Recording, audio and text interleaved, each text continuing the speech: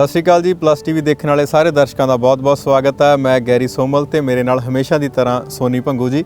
ਸੋ ਅੱਜ ਅਸੀਂ ਇੱਕ ਨਵੇਂ ਗੈਸਟ ਨੂੰ ਲੈ ਕੇ ਬਹਿ ਕੇ ਦੇਖ ਜਵਾਨਾ ਸੈਗਮੈਂਟ ਦੇ ਵਿੱਚ ਤੁਹਾਡੇ ਨਾਲ ਹਾਜ਼ਰ ਹੋਏ ਹਾਂ। ਸੋਨੀ ਭਾਜੀ, ਸਾਡੇ ਗੈਸਟ ਬਾਰੇ ਤੁਸੀਂ ਥੋੜ੍ਹਾ ਦਰਸ਼ਕਾਂ ਨੂੰ ਦੱਸੋ। ਅੱਜ ਆਪਾਂ ਮਿਲਾਉਣ ਜਾ ਰਹੇ ਹਾਂ ਜੱਸਲ ਫੈਮਿਲੀ ਨੂੰ ਜੀ, ਕਿਉਂਕਿ ਉਹ ਇੱਥੇ ਇੱਕ ਬਹੁਤ ਸਕਸੈਸਫੁਲ ਬਿਜ਼ਨਸ ਰਨ ਕਰ ਰਹੇ ਨੇ ਸਰੀ ਦੇ ਵਿੱਚ ਜੀ। ਤੇ ਅਸੀਂ ਅੱਜ ਉਹਨਾਂ ਤੋਂ ਜਾਣਾਂਗੇ ਉਹਨਾਂ ਦੇ ਬਿਜ਼ਨਸ ਦੇ ਬਾਰੇ ਚ, ਉਹਨਾਂ ਦੇ ਪਰਿਵਾਰ ਦੇ ਬਾਰੇ ਦੇ ਵਿੱਚ, ਇੰਡੀਆ ਤੋਂ ਆ ਕੇ ਉਹਨਾਂ ਨੇ ਕਿੱਦਾਂ ਇੱਥੇ ਇੱਕ ਸਕਸੈਸਫੁਲ ਬਿਜ਼ਨਸ ਰਨ ਕੀਤਾ ਤੇ ਕਿੱਦਾਂ ਉਹ ਕਾਮਯਾਬ ਹੋਏ ਨੇ, ਜੋ ਕਿ ਸਾਡੇ ਬਹਿ ਕੇ ਦੇਖ ਜਵਾਨਾਂ ਦੇ ਸਾਰੇ ਹੀ ਦਰਸ਼ਕਾਂ ਲਈ, ਨਵੇਂ ਨੌਜਵਾਨਾਂ ਲਈ ਇੱਕ ਪ੍ਰੇਰਨਾ ਸਰੋਤ ਹੋ ਸਕਦਾ ਆ। ਤੇ ਮੇਰੇ ਖਿਆਲ ਆਪਾਂ ਚੱਲਦੇ ਹਾਂ ਅੰਦਰ ਤੇ ਮਿਲਦੇ ਹਾਂ ਉਹਨਾਂ ਨੂੰ। ਤੇ ਹਾਂ, ਮੈਨੂੰ ਲੱਗਦਾ ਆਪਾਂ ਲੇਟ ਨਾ ਹੋ ਜਾਈਏ। ਸੋ ਆਓ ਆਪਾਂ ਚੱਲਦੇ ਹਾਂ ਅੰਦਰ।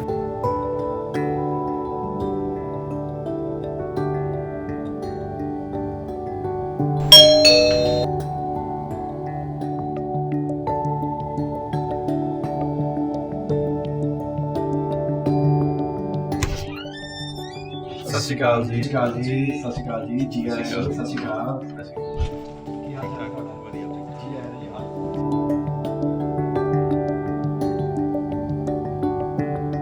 ਠੀਕ ਹੀ ਆ। ਆਜੋ ਵੀਰ ਜੀ, ਤੁਸੀਂ ਬੈਠੋ ਸਰ, ਤੇ ਅਸੀਂ ਤੁਹਾਡੇ ਲਈ ਚਾਹ ਪਾਣੀ ਦਾ ਅਰੇਂਜਮੈਂਟ ਕਰਦੇ ਹੈਗੇ। ਠੀਕ ਹੈ ਜੀ। ਓਕੇ ਜੀ।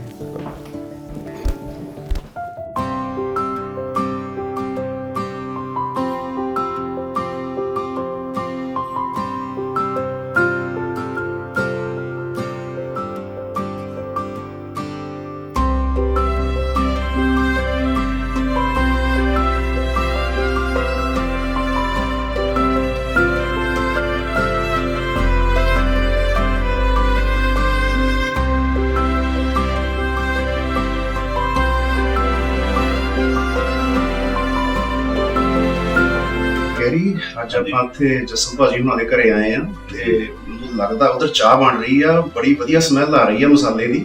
ਭਾਜੀ ਲੱਗਦਾ ਹਵਾ ਠੰਡ ਵੀ ਆ ਤੇ ਚਾਹ ਵੀ ਗਰਮ ਗਰਮ ਪੀ ਮੈਂ ਤੁਹਾਨੂੰ ਕਿਹਾ ਸੀ ਆਪਾਂ ਇੰਟਰਵਿਊ ਸ਼ੁਰੂ ਕਰ, ਤੁਸੀਂ ਪਹਿਲਾਂ ਕਹਿੰਦੇ ਸੀ ਨਹੀਂ ਚਾਹ ਪੀਣੀ ਆ, ਮੈਂ ਹੁਣ ਜੱਸਲ ਸਾਹਿਬ ਵੀ ਨਾਲ ਲਾਏ ਪੈਣ ਤੇ ਆਪਾਂ ਦੇਖਦੇ ਆ ਜਸਲ ਸਾਹਿਬ ਅੱਜ ਕਿੱਦਾਂ ਦੀ ਚਾਹ ਬਣਾ ਕੇ ਲਿਆਉਂਦੇ ਆ ਆਪਾਂ ਸਾਡੇ। ਸ਼ੁਰੂ ਵੀ ਇੱਥੋਂ ਹੀ ਕਰਾਂਗੇ ਕਿ ਇਹ ਚਾਹ ਡੇਲੀ ਬਣਦੀ ਹੈ ਜਾਂ ਕਿੱਦਾਂ ਬਣਦੀ ਹੈ ਹਨਾ, ਕਿ ਇੱਕ ਵਾਰ ਕਿਤੇ ਫਿਲਮਿੰਗ ਜ਼ਿਆਦਾ ਨਹੀਂ ਕੰਮ ਹੋ ਰਿਹਾ ਆਪਣੇ ਨਾਲ। ਨਹੀਂ, ਆਪਾਂ ਜ਼ਰੂਰ ਪੁੱਛਾਂਗੇ ਜਸਲ ਸਾਹਿਬ ਨੂੰ ਵੀ ਤੇ ਨਾਲ ਉਹਨਾਂ ਦੇ ਵਾਈਫ ਨੂੰ ਵੀ ਕਿੱਦਾਂ ਐਵਰੀਡੇ ਸ਼ੁਰੂ ਕਰਦੇ ਆ, ਸ਼ੁਰੂਆਤ ਕਿੱਦਾਂ ਹੁੰਦੀ ਆ। ਤੇ ਚਲੋ ਜਸਲ ਭਾਈ ਮੇਰਾ ਅਸੀਂ ਵੇਟ ਕਰ ਰਹੇ ਆ ਜੀ, ਆ ਜਾਓ ਚਾਹ ਲੈ ਕੇ।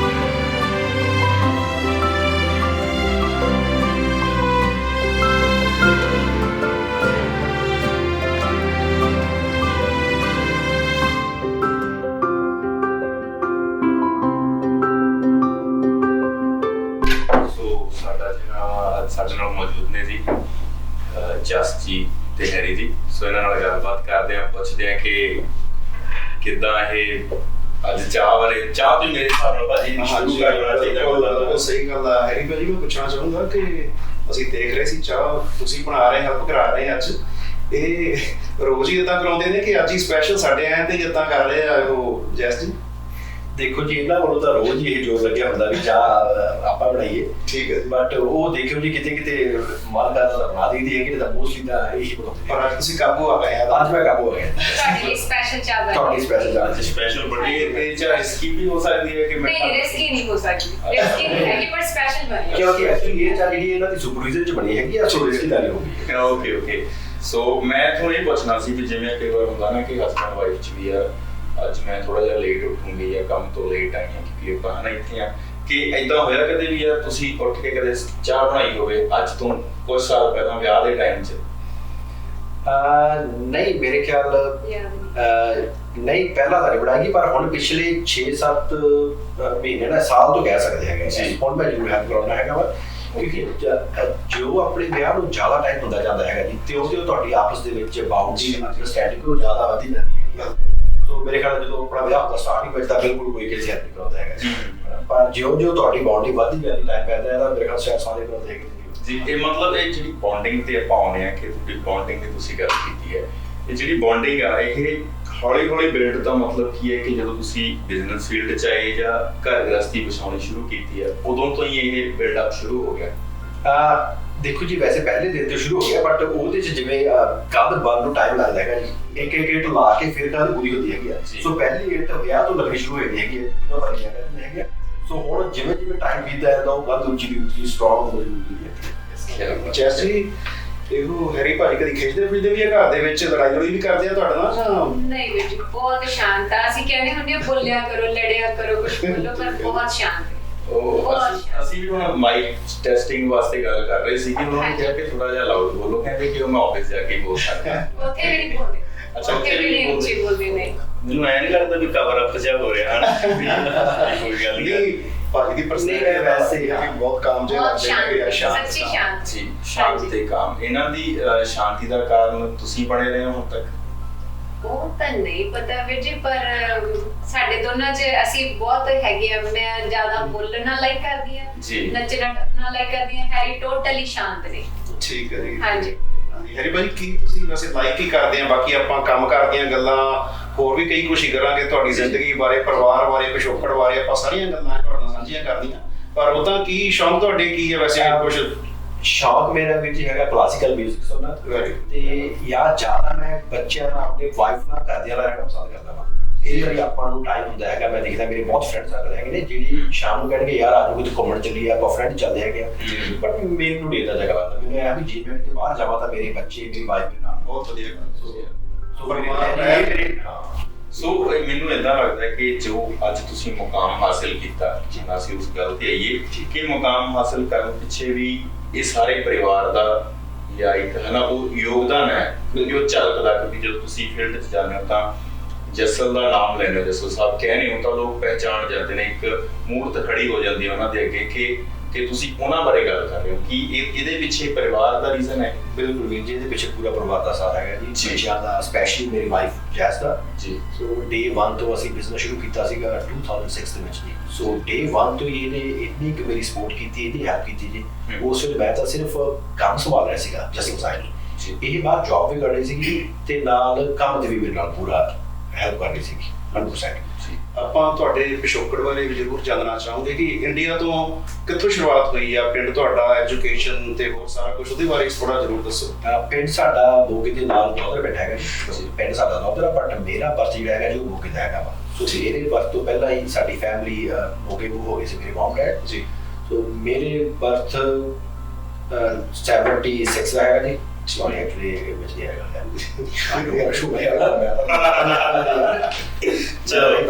ਹਾਂਜੀ। ਸੋ ਭਾਜੀ ਬਰਥ ਦੀ ਗੱਲ ਕਰਦੇ ਸੀ, ਤੁਸੀਂ ਕਿਹਾ ਕਿ ਤੁਹਾਡਾ ਬਰਥ ਮੋਗੇ 'ਚ ਹੋਇਆ ਜੀ, ਤੇ ਉਸ ਤੋਂ ਬਾਅਦ ਤੁਸੀਂ ਇੱਥੇ ਕਿੱਦਾਂ ਮੂਵ ਹੋਏ ਕੈਨੇਡਾ ਦੇ ਵਿੱਚ? ਕੋਈ ਹਾਂਜੀ, ਕੈਨੇਡਾ ਦੇ ਵਿੱਚ ਐਕਚੁਅਲੀ ਜੈਜ਼ ਪਹਿਲਾਂ ਤੋਂ ਸੀ ਕਿ ਕੈਨੇਡਾ ਦੇ ਵਿੱਚ। ਸੋ ਮੈਂ ਵਿਆਹ ਕਰਾ ਕੇ ਆਇਆ ਜੀ। ਓਕੇ, ਤੇ ਕਿੰਨਾ ਚਿਰ ਹੋ ਗਿਆ ਤੁਹਾਡੇ ਇਸ ਜੋੜੀ ਨੂੰ? ਕਿੰਨੇ ਟਾਈਮ ਤੁਸੀਂ ਇਕੱਠੇ? ਅਸੀਂ 2001 ਤੋਂ ਇਕੱਠੇ ਹੈਗੇ ਜੀ। 2001 ਤੋਂ ਮਤਲਬ ਤੁਹਾਡਾ ਇਧਰੋਂ ਰਿਸ਼ਤਾ ਆਇਆ, ਤੁਸੀਂ ਸਾਡੇ 2001 ਸਾਲ ਹੋ ਗਿਆ। ਐਕਚੁਅਲੀ ਮੇਰੀ ਸਿਸਟਰ ਇੱਥੇ ਸੀ ਪਹਿਲਾਂ ਤੋਂ ਜੀ, ਇਹਦੀ ਵੀ ਸਿਸਟਰ ਇੱਥੇ ਸੀ ਪਹਿਲਾਂ ਤੋਂ, ਆਪਣੀ ਸਿਸਟਰ ਕੋਲ ਸੀਗੀ ਪਹਿਲੇ। ਸੋ ਇਦਾਂ ਜਿਵੇਂ ਆਪਸ ਵਿੱਚ ਇੱਕ ਦੂਜੇ ਨੂੰ ਜਾਣਦੇ ਸੀ ਕਿ ਸਾਡੇ ਰਿਸ਼ਤੇ ਦੀ ਗੱਲ ਚੱਲ ਪਈ ਜੀ।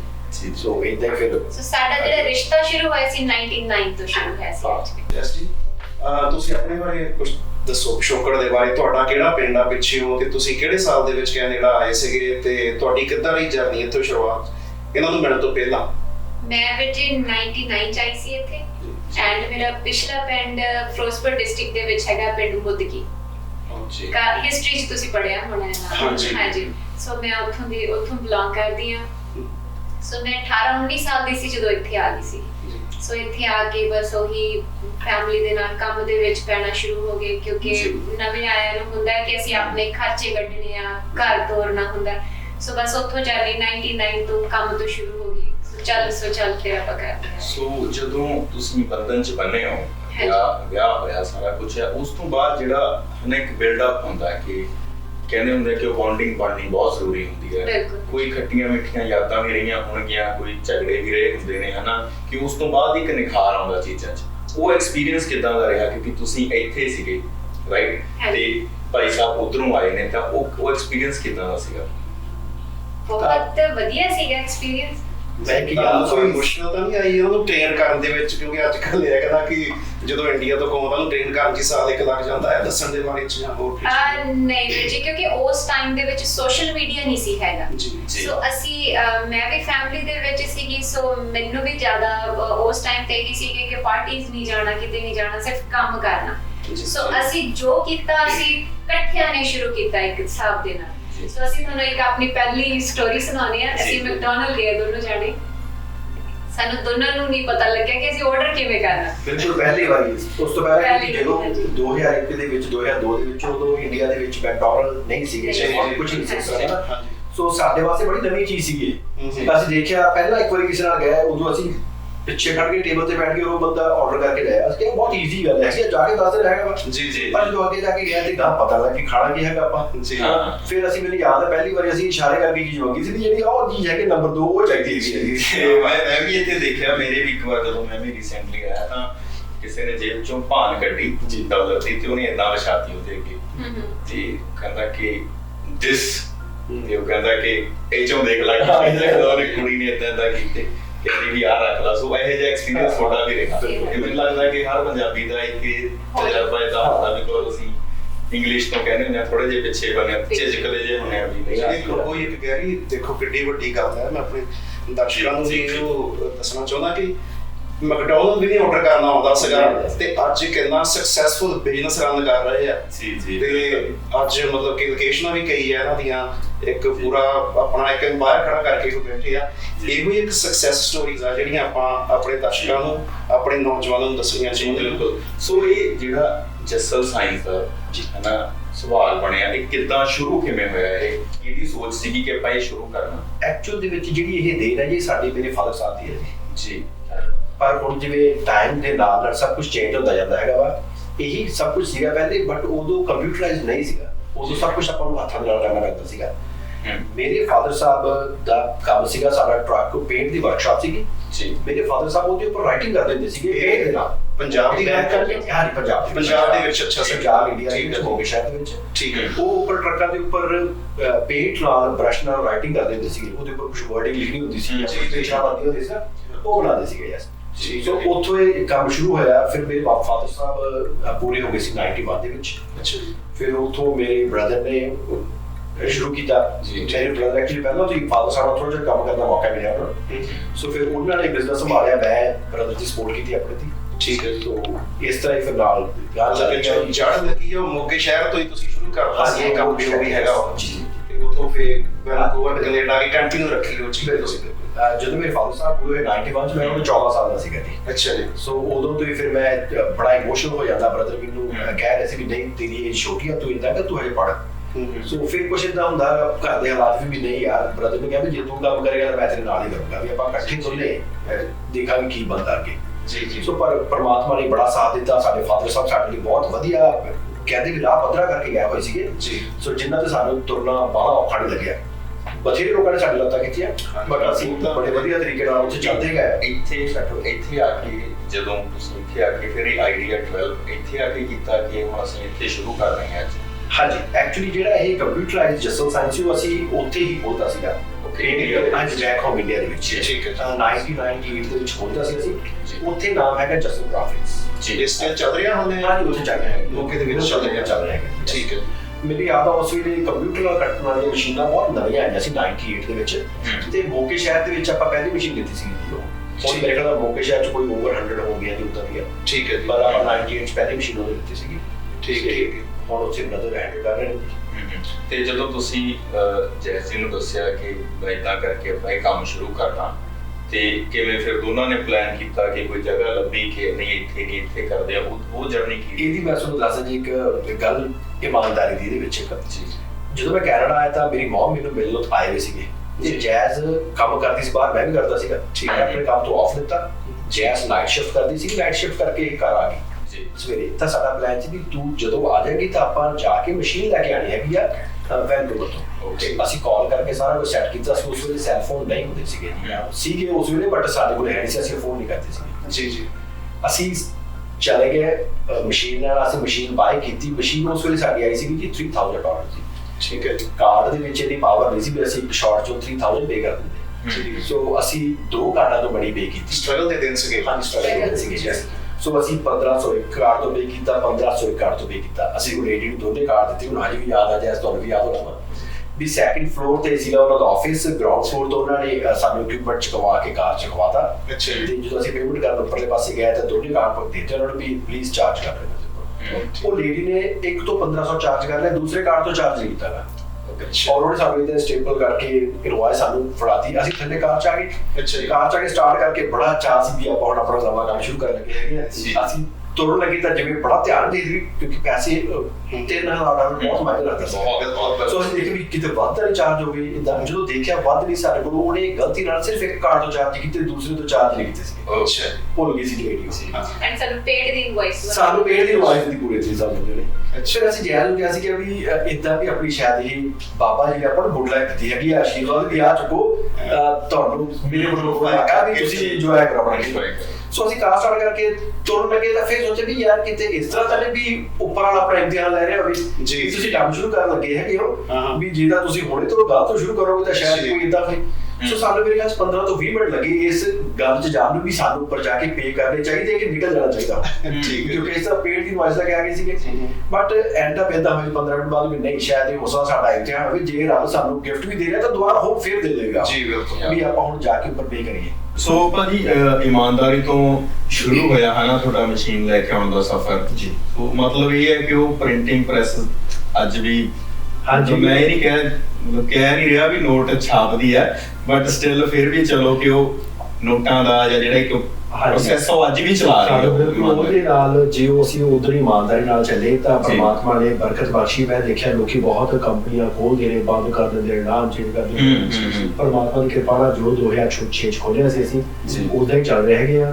ਔਰ ਇਹਦੇ ਵਿੱਚ ਹਰ ਸਾਲ ਪਰਮਾਤਮਾ ਦੀ ਕਿਰਪਾ ਨਾਲ ਇਜ਼ਾਫਾ ਹੀ ਹੋ ਰਿਹਾ ਹੈਗਾ, ਭਾਵੇਂ ਉਹ ਤੁਸੀਂ ਨੰਬਰਸ ਦਾ ਕਹਿ ਲਓ, ਭਾਵੇਂ ਤੁਸੀਂ ਬੰਦਿਆਂ ਦੀ ਗਿਣਤੀ ਕਹਿ ਲਓ, ਭਾਵੇਂ ਤੁਸੀਂ ਉਹ ਵੇਅਰ ਹਾਊਸ ਦੀ ਸਕੁਅਰ ਫੁਟੇਜ ਦੀ ਗੱਲ ਕਰ ਲਓ, ਤਾਂ ਉਹ ਵਧ ਹੀ ਰਹੀ ਹੈ। ਜਿਹੜੀ ਤੁਸੀਂ ਬੰਦਿਆਂ ਦੀ ਗੱਲ ਕੀਤੀ ਹੈ, ਜਿਹੜੀ ਤੁਹਾਡੇ ਕੋਲ ਮੈਨ ਪਾਵਰ ਸੀਗੀ ਸ਼ੁਰੂਆਤੀ ਦੌਰ ਦੇ ਵਿੱਚ, ਕਿਉਂਕਿ ਇੱਥੇ ਮੈਂ ਦੇਖਿਆ ਕਿ ਹਾਇਰਿੰਗ ਦੇ ਬੋਰਡਾਂ 'ਚ ਵੀ ਹਰ ਜਗ੍ਹਾ ਨੇ ਲੇਬਰ ਦੀ ਕਮੀ ਬਹੁਤ ਹੈ। ਉਹ ਸ਼ੁਰੂ ਕਿੱਦਾਂ ਹੋਇਆ ਕਿ ਤੁਸੀਂ ਦੋਨਾਂ ਨੇ ਸ਼ੁਰੂ ਕੀਤਾ ਜੇ ਕਾਫਲਾ ਲੈ ਕੇ ਤੁਰੇ ਕਿ ਕਾਫਲਾ ਬਣਦਾ ਗਿਆ? ਨਹੀਂ, ਇਹ ਅਸੀਂ ਪਹਿਲਾਂ ਤਾਂ ਅਸੀਂ ਦੋਨਾਂ ਨੇ ਸ਼ੁਰੂ ਕੀਤਾ। ਜਿਵੇਂ ਮੈਂ ਇਕੱਲਾ ਹੁੰਦਾ ਸੀਗਾ ਤੇ ਇਹ ਦੁਪਹਿਰ ਤੋਂ ਬਾਅਦ ਆਪਣੇ ਕੰਮ ਤੋਂ ਜਾ ਕੇ ਦੁਪਹਿਰ ਤੋਂ ਬਾਅਦ ਫਿਰ ਇਹਨੇ ਵੀ ਉੱਥੇ ਆ ਜਾਣਾ। ਸੋ ਕੰਮ ਇੰਨਾ ਜ਼ਿਆਦਾ ਨਹੀਂ ਸੀਗਾ। ਓਕੇ ਜੈਸ ਜੀ, ਮੈਂ ਪੁੱਛਣਾ ਚਾਹੂੰਗਾ ਕਿ ਤੁਸੀਂ ਇਹ ਜੱਸਲ ਸਾਈਨ ਸ਼ੁਰੂ ਕਰਨ ਤੋਂ ਪਹਿਲਾਂ ਕੋਈ ਹੋਰ ਵੀ ਕੰਮ ਕੀਤਾ ਉੱਥੇ ਆ ਕੇ? ਜਿੱਦਾਂ ਸਟਰਗਲ ਦੇ ਦਿਨਾਂ ਦੇ ਵਿੱਚ ਬਹੁਤ ਸਾਰੇ ਲੋਕ ਹੋਰ ਵੱਖਰੀਆਂ ਜੌਬਾਂ ਕਰਦੇ ਆ, ਤੁਸੀਂ ਕਿਹੜੀ ਜੌਬ ਕੀਤੀ ਹੈ ਪਹਿਲਾਂ ਆ ਕੇ ਇੱਥੇ ਜਦੋਂ ਤੁਸੀਂ ਆਏ ਪਹਿਲਾਂ? ਕਿਉਂਕਿ ਭਾਜੀ ਨੂੰ ਦੱਸਦੇ ਕਿ ਤੁਸੀਂ ਪਹਿਲਾਂ ਇੱਥੇ ਆ ਗਏ ਸੀ ਨਾ। ਹਾਂਜੀ ਵੀਰ ਜੀ, ਮੈਂ 99 ਚ ਆਈ ਸੀਗੀ ਇੱਥੇ। ਪਹਿਲਾਂ ਤਾਂ 2 ਮਹੀਨੇ ਕੋਈ ਕੰਮ ਨਹੀਂ ਸੀ ਮਿਲਿਆ। ਦੈਨ ਫਿਰ ਨਿਊਜ਼ਪੇਪਰ ਦੇ ਵਿੱਚ ਦੇਖਣਾ ਕੰਮ ਸ਼ੁਰੂ ਹੋਇਆ ਤਾਂ ਜਿਹੜੀਆਂ ਪੇਂਟਿੰਗ ਕੰਪਨੀਆਂ ਹੁੰਦੀਆਂ ਉਹਨਾਂ ਨੂੰ ਫੋਨ ਕਰਨੇ, ਰੂਫਿੰਗ ਵਾਲਿਆਂ ਨੂੰ ਕੰਮ ਕਰਨੇ, ਤਾਂ ਉਹਨਾਂ ਨੇ ਅੱਗੋਂ ਹੱਸ ਕੇ ਕਹਿਣਾ ਕਿ ਨਹੀਂ ਜੀ ਤੁਹਾਡੇ ਲਈ ਭੈਣੇ ਕੰਮ ਨਹੀਂ ਹੈਗਾ, ਮੁੰਡਿਆਂ ਦਾ ਕੰਮ ਜੀ। ਦੈਨ ਫਿਰ ਇਦਾਂ ਹੀ ਨਿਊਜ਼ਪੇਪਰ ਨੂੰ ਦੇਖਦੇ ਤਾਂ ਗ੍ਰੀਨ ਹਾਊਸ ਦੀ ਜੌਬ ਦੀ ਐਡ ਸੀ ਕਿ ਉਹ ਹਾਇਰ ਕਰ ਰਹੇ ਸੀਗੇ। ਸੋ ਬਸ 99 ਦਸੰਬਰ ਦੇ ਵਿੱਚ ਮੈਂ ਗ੍ਰੀਨ ਹਾਊਸ ਦੀ ਜੌਬ ਸ਼ੁਰੂ ਕੀਤੀ। ਕਰਦੇ ਤਾਂ 4 ਸਾਲ ਇੱਕ ਥਾਂ ਕੰਮ ਕੀਤਾ, ਫਿਰ ਇੱਕ ਹੋਰ ਗ੍ਰੀਨ ਹਾਊਸ 'ਚ ਕੰਮ ਕੀਤਾ, ਫਿਰ ਇੱਕ ਵੇਅਰ ਹਾਊਸ 'ਚ ਕੰਮ ਕੀਤਾ ਜਿੱਥੇ ਪੁਰਾਣੇ ਕੱਪੜੇ ਸੋਟ ਕਰਦੇ ਆ। ਹਾਂਜੀ, ਸੋ ਮੈਂ ਬੇਟੇ ਵੇਲੇ ਪ੍ਰੈਗਨੈਂਟ ਵੇਲੇ ਉੱਥੇ ਕੰਮ ਕਰਦੀ ਸੀ ਤਾਂ ਮੈਟਰਨਿਟੀ ਉੱਥੋਂ ਲਈ ਸੀਗੀ। ਸੋ ਫਿਰ ਕਰਦੇ ਤਾਂ ਮੇਰੀ ਇੱਕ ਫਰੈਂਡ ਸੀਗੀ ਤਾਂ 7 ਫੂਡ ਵਾਲੇ ਹਾਇਰ ਕਰ ਰਹੇ ਸੀਗੇ। ਸੋ ਫਿਰ ਮੈਂ 7 ਫੂਡ ਬਰਨਬੀ ਦੇ ਵਿੱਚ ਬੇਕਰੀ ਦੇ ਵਿੱਚ ਕੰਮ ਕੀਤਾ। ਉਸ ਤੋਂ ਬਾਅਦ ਸੌਰੀ ਮੈਂ ਇੱਥੇ ਇੱਕ ਚੀਜ਼ ਐਡ ਕਰਨਾ ਚਾਹੁੰਦਾ ਹਾਂ ਜੀ। ਜਿਵੇਂ ਕਹਿ ਰਹੇ ਵੀ ਅਸੀਂ 7 ਫੂਡ ਚ ਸ਼ੁਰੂ ਕੀਤਾ ਹੈਗਾ, ਇੱਕ ਫੈਮਿਲੀ ਸਾਡੀ ਉਹਨੇ ਬੜੀ ਸਪੋਰਟ ਕੀਤੀ ਹੈਗੀ ਆ। ਮੇਰੇ ਇੱਥੇ ਕਜ਼ਨ ਬ੍ਰਦਰ ਨੇ, ਉਹ ਕਾਫੀ ਦੇਰ ਤੋਂ ਇੱਥੇ ਰਹਿ ਰਹੇ ਨੇ ਸਪੋਰਟ ਫਰਨੀਚਰ ਤੋਂ ਲੈ ਜੈਸ ਦੇ ਮੇਰੇ ਪ੍ਰੋਜੈਕਟ ਦੇ ਲਈ। ਠੀਕ ਹੈ ਜੀ। ਉਹਨਾਂ ਨੇ ਫਿਰ ਕਹਿ ਕੇ ਇਹਨਾਂ ਨੂੰ ਜੌਬ ਦਵਾਈ ਸੀ ਕਿ 7 ਫੂਡ ਦੇ ਵਿੱਚ ਉਹਨਾਂ ਦੀ ਬੇਟੀ ਨੇ। ਉਹਨਾਂ ਦਾ ਸਾਡੇ ਤੇ ਬੜਾ ਅਸਰ ਰਿਹਾ, ਬੜਾ ਪ੍ਰਭਾਵ ਰਿਹਾ ਹਰੇਕ ਚੀਜ਼ ਤੇ, ਭਾਵੇਂ ਉਹ ਕੰਮ ਲੈ ਲਓ, ਭਾਵੇਂ ਉਹ ਘਰ ਲੈ ਲਓ, ਭਾਵੇਂ ਉਹ ਪਰਸਨਲ ਲਾਈਫ ਲੈ ਲਓ। ਜਿਵੇਂ ਹਰ ਜਗ੍ਹਾ ਤੇ ਸਾਨੂੰ ਗਾਈਡ ਕਰਦੇ ਚਲੇ ਗਏ। ਜਿਵੇਂ ਅਸੀਂ ਜੇ ਕਿਤੇ ਕੰਮ ਖੋਲ੍ਹਣ ਦੀ ਵਾਰੀ ਲੋਕਾਂ ਨੇ ਇੰਨਾ ਮੈਨੂੰ ਕਿਹਾ ਨਹੀਂ ਤੂੰ ਨਹੀਂ ਖੋਲ ਸਕਦਾ, ਇਹਨੂੰ ਇੱਥੇ ਪਹਿਲਾਂ ਸਰਟੀਫਿਕੇਸ਼ਨ ਚਾਹੀਦੀ ਆ, ਬਹੁਤ ਜ਼ਿਆਦਾ 2-4 ਸਾਲ ਦਾ ਪ੍ਰੋਸੈਸ ਆ, ਫਿਰ ਖੋਲੇਗਾ। ਪਰ ਜਦੋਂ ਮੈਂ ਇਹੀ ਗੱਲ ਜਾ ਕੇ ਆਪਣੇ ਬ੍ਰਦਰ ਨਾਲ, ਕਜ਼ਨ ਬ੍ਰਦਰ ਨੇ ਜੈਸ ਜਾਂ ਮੇਰੇ ਕੋਲ ਜਾਈ ਲੱਗੀ, ਉਹਨਾਂ ਨੇ ਜਦੋਂ ਸ਼ੇਅਰ ਕੀਤੀ ਵੀ ਆ ਸਾਰੇ ਇਸ ਤਰ੍ਹਾਂ ਕਹਿ ਰਹੇ ਨੇ, ਉਹ ਕਦੇ ਨਾ ਤੂੰ ਬੇਵਕੂਫ ਹੋ ਕੇ ਪੜ੍ਹੇ ਲਿਖਿਆ ਨਹੀਂ, ਮੈਂ ਥੋੜਾ ਬਹੁਤ ਪੜ੍ਹਿਆ ਹੈਗਾ ਵਾ, ਇੰਨਾ ਵੀ ਹੈਗਾ। ਉਹ ਕਹਿੰਦੇ ਫਿਰ ਤਾਂ ਕਰ ਬੈਠ ਜਾ ਮੇਰੇ ਕੋਲ, ਇਹਦੇ ਮੈਨੂੰ ਨਾਲ ਦੀ ਚੀਜ਼ ਤੋਂ ਉਠਾ ਲਿਆ ਉਹਨਾਂ ਨੇ, ਸਪੀਕਰ ਫੋਨ ਤੇ ਫੋਨ ਲਗਾ ਕੇ ਸਿਟੀ ਹਾਲ ਸੁਣਨ ਵਾਲਾ ਔਰ ਇੰਗਲਿਸ਼ ਕਹਿੰਦੇ ਇੰਗਲਿਸ਼ ਸਮਝ ਆਉਂਦੀ ਨਾ, ਮੈਂ ਕਿਹਾ ਹਾਂ ਥੋੜੀ ਥੋੜੀ ਸਮਝ ਆਵਾਂਗਾ, ਕਹਿੰਦੇ ਫਿਰ ਸੁਣੀ ਚੱਲੀ। ਉਹਨੇ ਇੰਗਲਿਸ਼ ਚ ਪੁੱਛਿਆ ਸਿਟੀ ਹਾਲ ਦੇ ਵਿੱਚ ਵੀ ਮੈਂ ਬਿਜ਼ਨਸ ਖੋਲ੍ਹਣਾ ਚਾਹੁੰਦਾ ਇੱਥੇ, ਕੀ ਰਿਕੁਆਇਰਮੈਂਟਸ ਹੈਗੇ। ਉਹ ਕਹਿੰਦੇ ਕੁਛ ਨਹੀਂ, ਤੁਸੀਂ ਆ ਕੇ ਐਪਲੀਕੇਸ਼ਨ ਫਿਲ ਕਰੋ, ਸਿਟੀ ਹਾਲ ਸਬਮਿਟ ਕਰਾਓ, ਅਸੀਂ ਤੁਹਾਡੀ ਜਗ੍ਹਾ ਦਾ ਆ ਕੇ ਕਰੀ ਚੈੱਕ ਕਰਾਂਗੇ ਉਹਨੂੰ, ਹਨਾ ਜਦੋਂ ਦੀ ਇੰਸਪੈਕਸ਼ਨ ਹੋਣਗੇ ਤੁਸੀਂ ਖੋਲ ਸਕਦੇ ਹੈਗੇ। ਫਿਰ ਉਹਨੇ ਕਲੀਅਰਲੀ ਪੁੱਛਿਆ ਵੀ ਇਹਦੇ ਵਾਸਤੇ ਕੋਈ ਸਰਟੀਫਿਕੇਸ਼ਨ ਦੀ ਕੁਛ ਇਹਦੇ ਲਈ ਜ਼ਰੂਰਤ, ਉਹ ਕਹਿੰਦੇ ਕੁਛ ਨਹੀਂ। ਅੱਛਾ ਉਹਨਾਂ ਨੇ ਫੋਨ ਹੈਂਗ ਕਰਕੇ ਬੜੇ ਸਖਤ ਲਹਿਜੇ ਨਾਲ ਮੈਨੂੰ ਬੋਲਿਆ, ਤੈਨੂੰ ਸਮਝ ਆਈ? ਮੈਂ ਕਿਹਾ ਹਾਂਜੀ ਆ ਗਈ ਮੈਨੂੰ ਸਮਝ। ਕਹਿੰਦੇ ਤੈਨੂੰ ਕੌਣ ਕਹਿ ਰਿਹਾ ਸੀ ਏਦਾਂ, ਤੂੰ ਜੇ ਖੋਲਣਾ ਚਾਹੁੰਦਾ ਖੋਲ ਸਕਦਾ ਵਾ। ਮੈਂ ਕਿਹਾ ਮੈਂ ਖੋਲ ਤਾਂ ਲਵਾਂ ਬਟ ਮੈਂ ਖੋਲਾਂਗਾ ਕਿੱਥੇ, ਤੇਰੀ ਜਗ੍ਹਾ ਚਾਹੀਦੀ ਆ, ਜੇ ਜਗ੍ਹਾ ਲਵਾਂ ਤਾਂ ਮੈਨੂੰ ਰੈਂਟ ਬਹੁਤ ਪੇ ਕਰਨਾ ਪੈਣਾ, ਇਹ ਕਿਵੇਂ ਚੱਲੂਗਾ। ਅੱਛਾ ਉਹ ਕਹਿੰਦੇ ਇਹ ਮੇਰੇ ਕਜ਼ਨ ਬ੍ਰਦਰ ਨਾਲ ਬੈਠੇ ਸੀਗੇ, ਜੈਸ ਉਹਨੇ ਆਪਣੀ ਚਾਬੀਆਂ ਦੇ ਗੁੱਛੇ ਚੋਂ ਚਾਬੀ ਕੱਢੀ ਇੱਕ, ਨਾਲ ਹੀ ਮੇਰੇ ਵੱਲੋਂ ਸਾਈਡ ਕਰਕੇ ਕਹਿੰਦੇ ਆਹ ਨਾ ਸਾਰੇ ਵੇਅਰ ਹਾਊਸ ਲੱਗਦੀ ਹੈਗੀ ਆ। ਅੱਛਾ ਜੀ ਆ ਬਾਤ ਉਹਨਾਂ ਕੋਲ 6-7 ਵੇਅਰ ਹਾਊਸ ਨੇ ਇੱਥੇ 130 ਲੱਗੇ, ਉਹ ਕਹਿੰਦੇ ਸਾਰੇ ਵੇਅਰ ਹਾਊਸ ਲਈ ਇੱਕ ਹੀ ਚਾਬੀ ਲੱਗਦੀ ਹੈਗੀ ਆ, ਆਹ ਜਿਹੜਾ ਪਾਸਪੋਰਟ ਹੈਗਾ ਵਾ ਜਿੱਥੇ ਵੀ ਤੈਨੂੰ ਜਗ੍ਹਾ ਮਿਲਦੀ ਹੈਗੀ ਆ ਉੱਥੇ ਸਮਾਨ ਰੱਖ ਆਪਣਾ। ਵਾਹ ਕੀ ਬਾਤ ਹੈ ਜੀ। ਮਤਲਬ ਇੱਕ ਪੌੜੀ ਚੜਾਉਣ ਵਾਲੇ ਕੁਛ ਕੀ ਹੁੰਦੇ ਨੇ ਪਰ ਲਾਉਣ ਵਾਲੇ ਬੜੇ, ਲਾਉਣ ਵਾਲੇ ਚੜਾਉਣ ਵਾਲਾ ਬੰਦਾ ਇੱਕ ਪ੍ਰੀਫਰ ਸਪੋਰਟ ਰਹੀ ਤੁਹਾਨੂੰ ਇਹਦਾ ਮਤਲਬ। ਬਹੁਤ ਸਟਿਲ ਸਾਡੀ ਸਾਨੂੰ ਬੜੀ ਸਪੋਰਟ ਕਰਦੇ ਨੇ ਜੀ ਉਹ। ਠੀਕ ਹੈ ਜੀ। ਕਈ ਵਾਰੀ ਤੁਹਾਨੂੰ ਫਾਈਨੈਂਸ਼ੀਅਲੀ ਜ਼ਰੂਰਤ ਨਹੀਂ ਪੈਂਦੀ ਕਿ ਬਟ ਇੱਕ ਥਾਪੜਾ ਹੁੰਦਾ ਹੈਗਾ, ਤੁਹਾਨੂੰ ਪਤਾ ਤੁਹਾਡੇ ਮਗਰ ਬੰਦਾ ਹੈ, ਜੇ ਤੁਹਾਨੂੰ ਕੋਈ ਟਰਬਲ ਤੁਸੀਂ ਆ ਗਏ ਕੋਈ ਪ੍ਰੋਬਲਮ ਪੈ ਗਈ ਤਾਂ ਬੰਦਾ ਹੈ।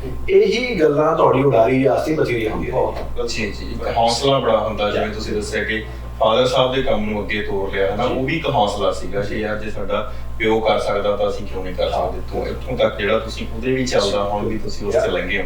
ਬਿਲਕੁਲ ਜੀ। ਅੱਛਾ ਉਹ ਜਿਵੇਂ ਜੌਬ ਸਾਡੇ ਬਿਜ਼ਨਸ ਖੋਲ੍ਹਣ ਤੋਂ ਪਹਿਲਾਂ ਵੀ ਉਹਨਾਂ ਦੀ ਸਪੋਰਟ ਬਥੇਰੀ ਰਹੀ ਹੈਗੀ ਆ। ਠੀਕ ਹੈ ਜੀ। ਸੋ ਜਿਵੇਂ ਜੈਜ਼ ਨੂੰ ਜੌਬ ਤੇ ਜਦੋਂ ਉਹਨਾਂ ਦੀ ਡਾਟਰ ਨੇ ਇੰਟਰੋਡਿਊਸ ਕਰਾਇਆ ਨਾ ਕਿਤੇ, ਸਾਡੇ ਲਈ ਤਾਂ ਉਹ ਸੇਵਨ ਫੂਡ ਦੀ ਜੌਬ ਕਰਨਾ ਵੀ ਬੜੀ ਵੱਡੀ ਗੱਲ ਸੀਗੀ ਵੀ ਉਹ ਸੇਵਨ ਫੂਡ ਜੌਬ ਲੱਗੀ, ਕਿਉਂਕਿ ਪਹਿਲਾਂ ਤਾਂ ਫਾਰਮਾਂ ਦੇ ਵਿੱਚ ਇਹਨਾਂ ਦੀ ਜੌਬ ਕਰਦੀ ਸੀ। ਸੋ ਸੇਵਨ ਫੂਡ ਤਾਂ ਬੜੀ ਵਾਈਟ ਕਾਲਰ ਜੌਬ ਕਹਿ ਸਕਦੇ, ਵੀ ਬੜੇ ਵਧੀਆ ਸਾਫ ਸੁਥਰੇ ਕੱਪੜੇ ਪਾਏ ਜਾਂਦੇ ਸੀ, ਕੁਛ ਏਦਾਂ ਲੱਗ ਰਿਹਾ ਸੀਗਾ। ਠੀਕ ਹੈ ਜੀ। ਔਰ यहाँ ਜਦੋਂ ਸਾਡਾ ਬੇਟਾ ਹੋਇਆ ਹੈਗਾ ਤਾਂ ਉਹਨਾਂ ਨੇ ਜਿਵੇਂ ਸਿੱਧਾ ਆਪਣੇ ਘਰੇ ਲੈ ਕੇ ਗਏ ਉਹਨੂੰ, ਉੱਥੇ ਜਿਵੇਂ 3 ਵਜੇ ਤੱਕ ਉੱਥੇ ਰੱਖਿਆ ਜੀ। ਸੋ ਅੱਜ ਤੱਕ ਸਟਿਲ ਸਾਡੀ ਸਪੋਰਟ ਕਰਦੇ। ਕਿਉਂਕਿ ਮੈਂ ਹੋਰ ਇੱਕ ਚੀਜ਼ ਪਰਸਨਲ ਚੀਜ਼ ਇੱਕ ਪੁੱਛਣੀ ਚਾਹਾਂਗਾ, ਬਿਜ਼ਨਸ ਦੀਆਂ ਗੱਲਾਂ ਤਾਂ ਆਪਾਂ ਬਿਜ਼ਨਸ ਤੇ ਜਾ ਕੇ ਕਰਾਂਗੇ। ਤੁਹਾਡਾ ਕੁਝ ਮੇਲ ਕਿੱਦਾਂ ਹੋਇਆ ਸੀ ਉਹ ਵੀ ਸੈਨੀ ਜ਼ਰੂਰ ਪੁੱਛਣਾ ਚਾਹਾਂਗੇ ਕਿ ਹਾਂ ਇਹ ਗੱਲ ਰਹਿ ਗਈ ਸੀ, ਮੈਨੂੰ ਲੱਗਦਾ ਉਹਨੇ ਕੱਟ ਜੇ ਦਿੱਤੀ ਗੱਲ ਨੂੰ। ਆਪਾਂ ਜ਼ਰੂਰ ਪੁੱਛਣਾ ਚਾਹਾਂਗੇ। ਮੈਂ ਦੱਸਦਾ ਭਾਜੀ 99 2001 ਜੇ ਇਹਨਾਂ ਨੇ ਉਲਝਾ ਕੇ ਨਾ ਬਾਈਂਡ ਅਪ ਜੈਸਾ ਤੋੜਨ ਦੀ ਕੋਸ਼ਿਸ਼ ਉਹਦੇ ਕੀਤੀ। ਬਾਰੇ ਚ ਆਪਾਂ ਜ਼ਰੂਰ ਕਿ ਅਰੇਂਜ ਮੈਰਿਜ ਸੀ ਜਾਂ ਤੁਸੀਂ ਵਿਆਹ ਤੋਂ ਪਹਿਲਾਂ ਜਾਣਦੇ ਸੀ, ਮਿਲੇ ਕਿੱਦਾਂ ਮਿਲੇ ਤੁਸੀਂ ਇੱਕ ਦੂਜੇ ਨੂੰ? ਉਹ ਪਿਆਰੇ ਸੀ ਦੋਨੋਂ ਹੈਗੇ ਆ ਤੇ ਕਿੱਦਾਂ? ਮੈਰਿਜ ਸਾਡੀ ਅਰੇਂਜ ਸੀ ਵੀਰ ਜੀ। ਐਕਚੁਅਲੀ ਕੀ ਸੀਗਾ ਕਿ ਇਹਨਾਂ ਦੀ ਫੈਮਿਲੀ ਜੀ ਮੇਰੀ ਸਿਸਟਰ ਨੂੰ ਦੇਖਣ ਆਈ ਸੀਗੀ। ਅੱਛਾ ਜੀ। ਸੋ ਮੈਨੂੰ ਨਹੀਂ ਸੀ ਪਤਾ ਕਿ ਕੋਈ ਮੇਰੀ ਸਿਸਟਰ ਨੂੰ ਦੇਖਣ ਆ ਰਿਹਾ। ਸੋ ਮੈਨੂੰ 26 ਜਨਵਰੀ ਦੀਆਂ ਆਪਾਂ ਨੂੰ ਉੱਥੇ ਛੁੱਟੀਆਂ ਹੁੰਦੀਆਂ।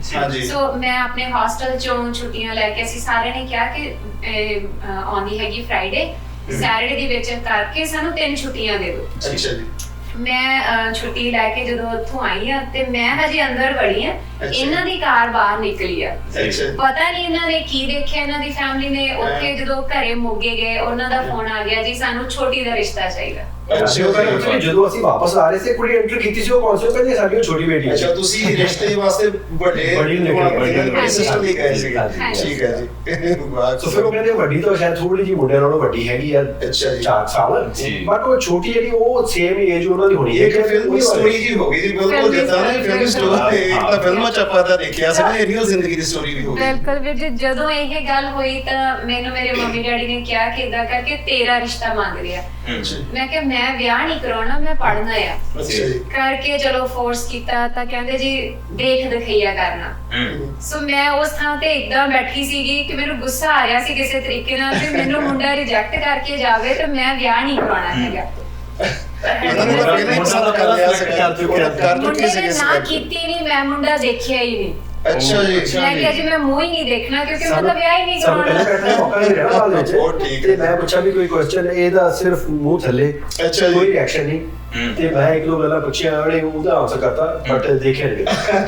ਮੈਂ ਪੜ੍ਹਨਾ ਚਾਹੁੰਦੀ ਸੀ ਹੈ ਨਾ। ਇੱਕ ਹੋਰ ਚੀਜ਼ ਪੁੱਛਣੀ ਚਾਹੁੰਦਾ ਜੈਸ ਜੀ, ਅੱਜ ਤੁਸੀਂ ਬੈਠੇ ਆ, ਕੋਈ ਰਿਗਰੈਟ ਹੈ ਕਿ ਉਦੋਂ ਰਿਸ਼ਤਾ ਨਾ ਹੁੰਦਾ ਤਾਂ ਚੰਗਾ ਹੁੰਦਾ, ਜਾਂ ਤੁਸੀਂ ਲੱਕੀ ਸਮਝਦੇ ਆਪਣੇ ਆਪ ਨੂੰ ਕਿ ਸ਼ੁਕਰ ਹੈ ਰੱਬ ਨੇ ਇਹੋ ਜਿਹਾ ਜੀਵਨ ਸਾਥੀ ਦੇ ਦਿੱਤਾ ਤੁਹਾਨੂੰ? ਵੀ ਜੀ ਸੰਜੋਗ ਉੱਪਰ ਵਾਲਾ ਬਣਾਉਂਦਾ, ਮੈਂ ਜਿੰਨਾ ਮਰਜ਼ੀ ਨਾ ਕਰ ਦਿੰਦੀ, ਸੰਜੋਗ ਇੱਥੇ ਹੀ ਸੀਗੇ ਬਿਲਕੁਲ ਹੈ ਨਾ। ਔਰ ਮੈਨੂੰ ਲੱਗਦਾ ਹੈ ਕਿ ਜਿਵੇਂ ਹੁਣ ਬਹੁਤ ਕਮਿਊਨਿਟੀ ਦੇ ਵਿੱਚ ਦੇਖਿਆ ਕਿ ਹਸਬੈਂਡ ਚੀਟ ਬਹੁਤ ਕਰਦੇ ਜੀ ਪ੍ਰੋਬਲਮ ਲੇਕਿਨ ਇਹ ਕਰ ਇੰਨਾ ਕਿ ਇਹ ਲੋਇਲ ਹੈਗੇ ਆ, ਇੰਨੇ ਕਿ ਸ਼ਾਂਤ ਹੈਗੇ ਆ ਜੀ ਕਿ ਸ਼ਾਇਦ ਵਾਕਈ ਹੀ ਮੈਨੂੰ ਹੋਣਾ ਸੀ ਕਿ ਜੇ ਹਰਜਿੰਦਰ ਨੂੰ ਮੈਂ ਨਾ ਕਰ ਦਿੰਦੀ, ਜੀ। ਪਤਾ ਨਹੀਂ ਮੈਨੂੰ ਕੀ ਸੀ। ਬਾਕੀ ਫੈਮਿਲੀ ਸਾਡੇ ਮਮ ਹੈਗੇ ਆ, ਉਹ ਇੰਨੇ ਕੁ ਡਾਊਨ ਟੂ ਅਰਥ, ਇੰਨੇ ਕੁ ਸ਼ਾਂਤ ਆ ਕਿ ਸਾਨੂੰ ਉਹਨਾਂ ਦੀ ਵੀ ਪੂਰੀ ਸਪੋਰਟ ਹੈ। ਸ਼ਾਇਦ ਮੈਨੂੰ ਇਹ ਚੀਜ਼ਾਂ ਨਾ ਮਿਲਦੀਆਂ ਜੀ ਹੈ ਨਾ। ਬਾਕੀ ਉਹ ਜੋੜੀਆਂ ਉੱਪਰ ਵਾਲਾ ਬਣਾਉਂਦਾ, ਪਰ ਮੈਂ ਇਹਨਾਂ ਨੂੰ ਬਿਲਕੁਲ ਨਿਗਾਹ ਉੱਪਰ ਚੱਕ ਕੇ ਦੇਖਿਆ ਹੀ ਨਹੀਂ ਸੀ।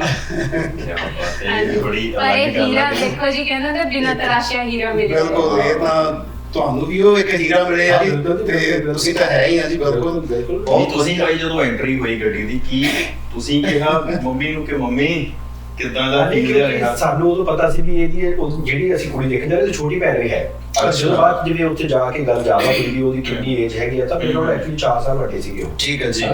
ਤੇ ਉਹ ਵੀ ਖੈਰ ਸੋਹਣੇ ਚ ਰੱਖੇ ਸੀਗੇ, ਹੁਣ ਵੀ ਸੋਹਣੇ ਚ ਰੱਖੇ ਨੇ ਜੀ ਸਾਰੀ ਅਜੇ ਮਾਰ ਗਏ ਸਾਡੀ। ਠੀਕ ਹੈ।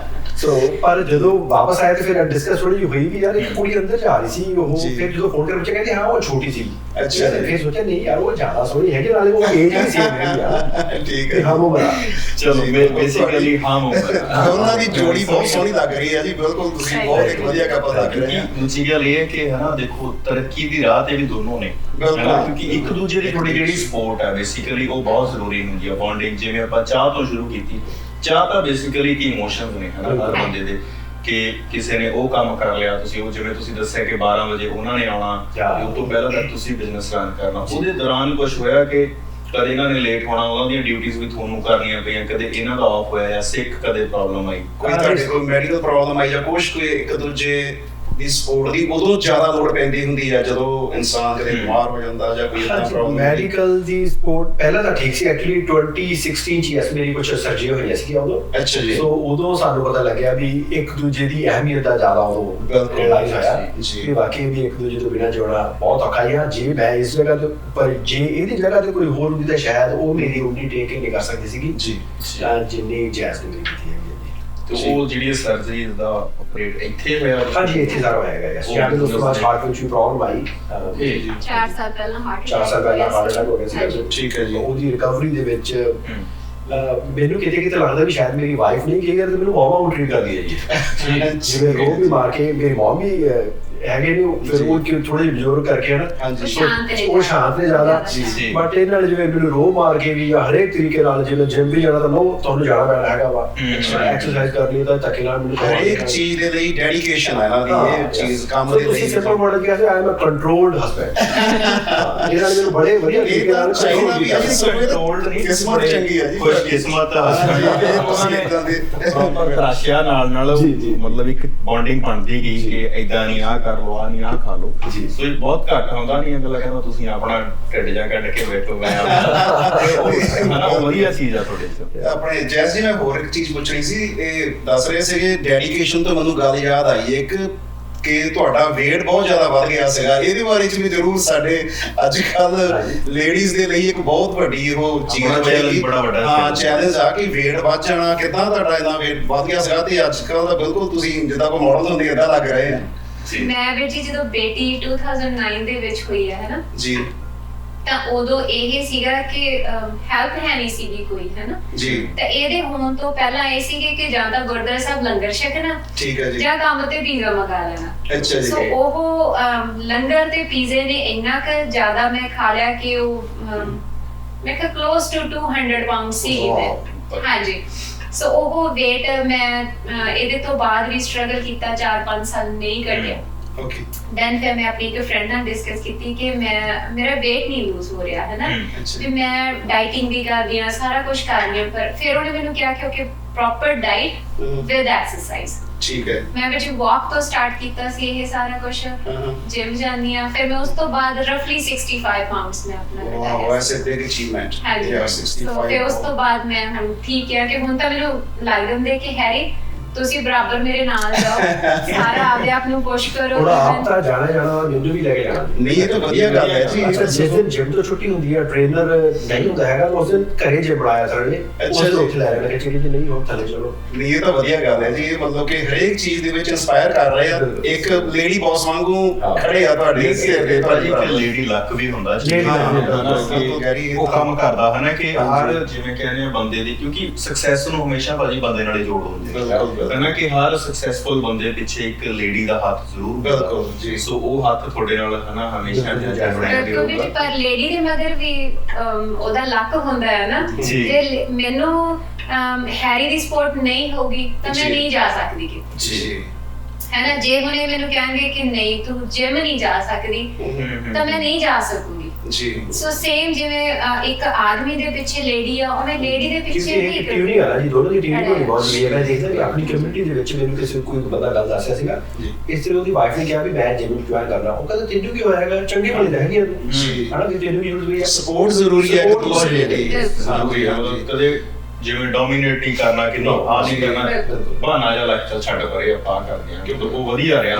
ਆਪਣੇ ਪੰਜਾਬੀ ਕਮਿਊਨਿਟੀ ਦੇ ਵਿੱਚ ਕਿਹੜੀ ਚੀਜ਼ ਹੈਗੀ ਆ ਕਿ ਲੇਡੀਜ਼ ਜਿਹੜੀਆਂ ਹੈਗੀਆਂ ਨਾ ਉਹ ਦੋਹਰਾ ਸਫ਼ਰ ਕਰਦੀਆਂ ਆ, ਕੰਮ ਵੀ ਕਰਦੀਆਂ ਬਾਹਰ, ਘਰੇ ਆ ਕੇ ਵੀ ਬੱਚਿਆਂ ਦੀ ਸਾਂਭ ਸੰਭਾਲ, ਘਰ ਦੀਆਂ ਸਫਾਈਆਂ, ਹੋਰ ਸਾਰਾ ਕੰਮ ਡਬਲ ਕੰਮ ਕਰਨਾ ਪੈਂਦਾ ਲੇਡੀਜ਼ ਨੂੰ। ਤੇ ਤੁਸੀਂ ਕਿਦਾਂ ਇਹ ਹੈਲਪ ਕਰਾਉਂਦੇ ਆ ਘਰ ਦੇ ਕੰਮ ਦੇ ਵਿੱਚ? ਕਿਤੇ ਵੈਕਿਊਮ ਕਰਤਾ, ਕਿਤੇ ਲਾਂਡਰੀ ਕਰਤੀ ਜਾਂ ਕੁਛ, ਜਾਂ ਬਿਲਕੁਲ ਡਬਲ ਜੌਬ ਕਰਨੀ ਪੈਂਦੀ ਤੁਹਾਨੂੰ ਵੀ? ਨਹੀਂ ਵੀਰ ਜੀ, ਸਾਡੇ ਮਮ ਨੂੰ ਆਇਆ ਨੂੰ ਰਫਲੀ 10 ਸਾਲ ਹੋ ਗਿਆ। ਠੀਕ ਹੈ ਜੀ। ਜਦੋਂ 10 ਸਾਲ ਪਹਿਲਾਂ ਨਹੀਂ ਸੀ ਉਹ ਹੈਗੇ, ਉਦੋਂ ਹੈਰੀ ਪੂਰੀ ਹੈਲਪ ਕਰਾਉਂਦੇ ਸੀ, ਬੱਚਿਆਂ ਨੂੰ ਡੇ ਕੇਅਰ ਛੱਡਣਾ, ਮੈਂ ਕੰਮ ਤੇ ਜਾਣਾ, ਪੂਰਾ ਸਾਥ ਸੀਗਾ।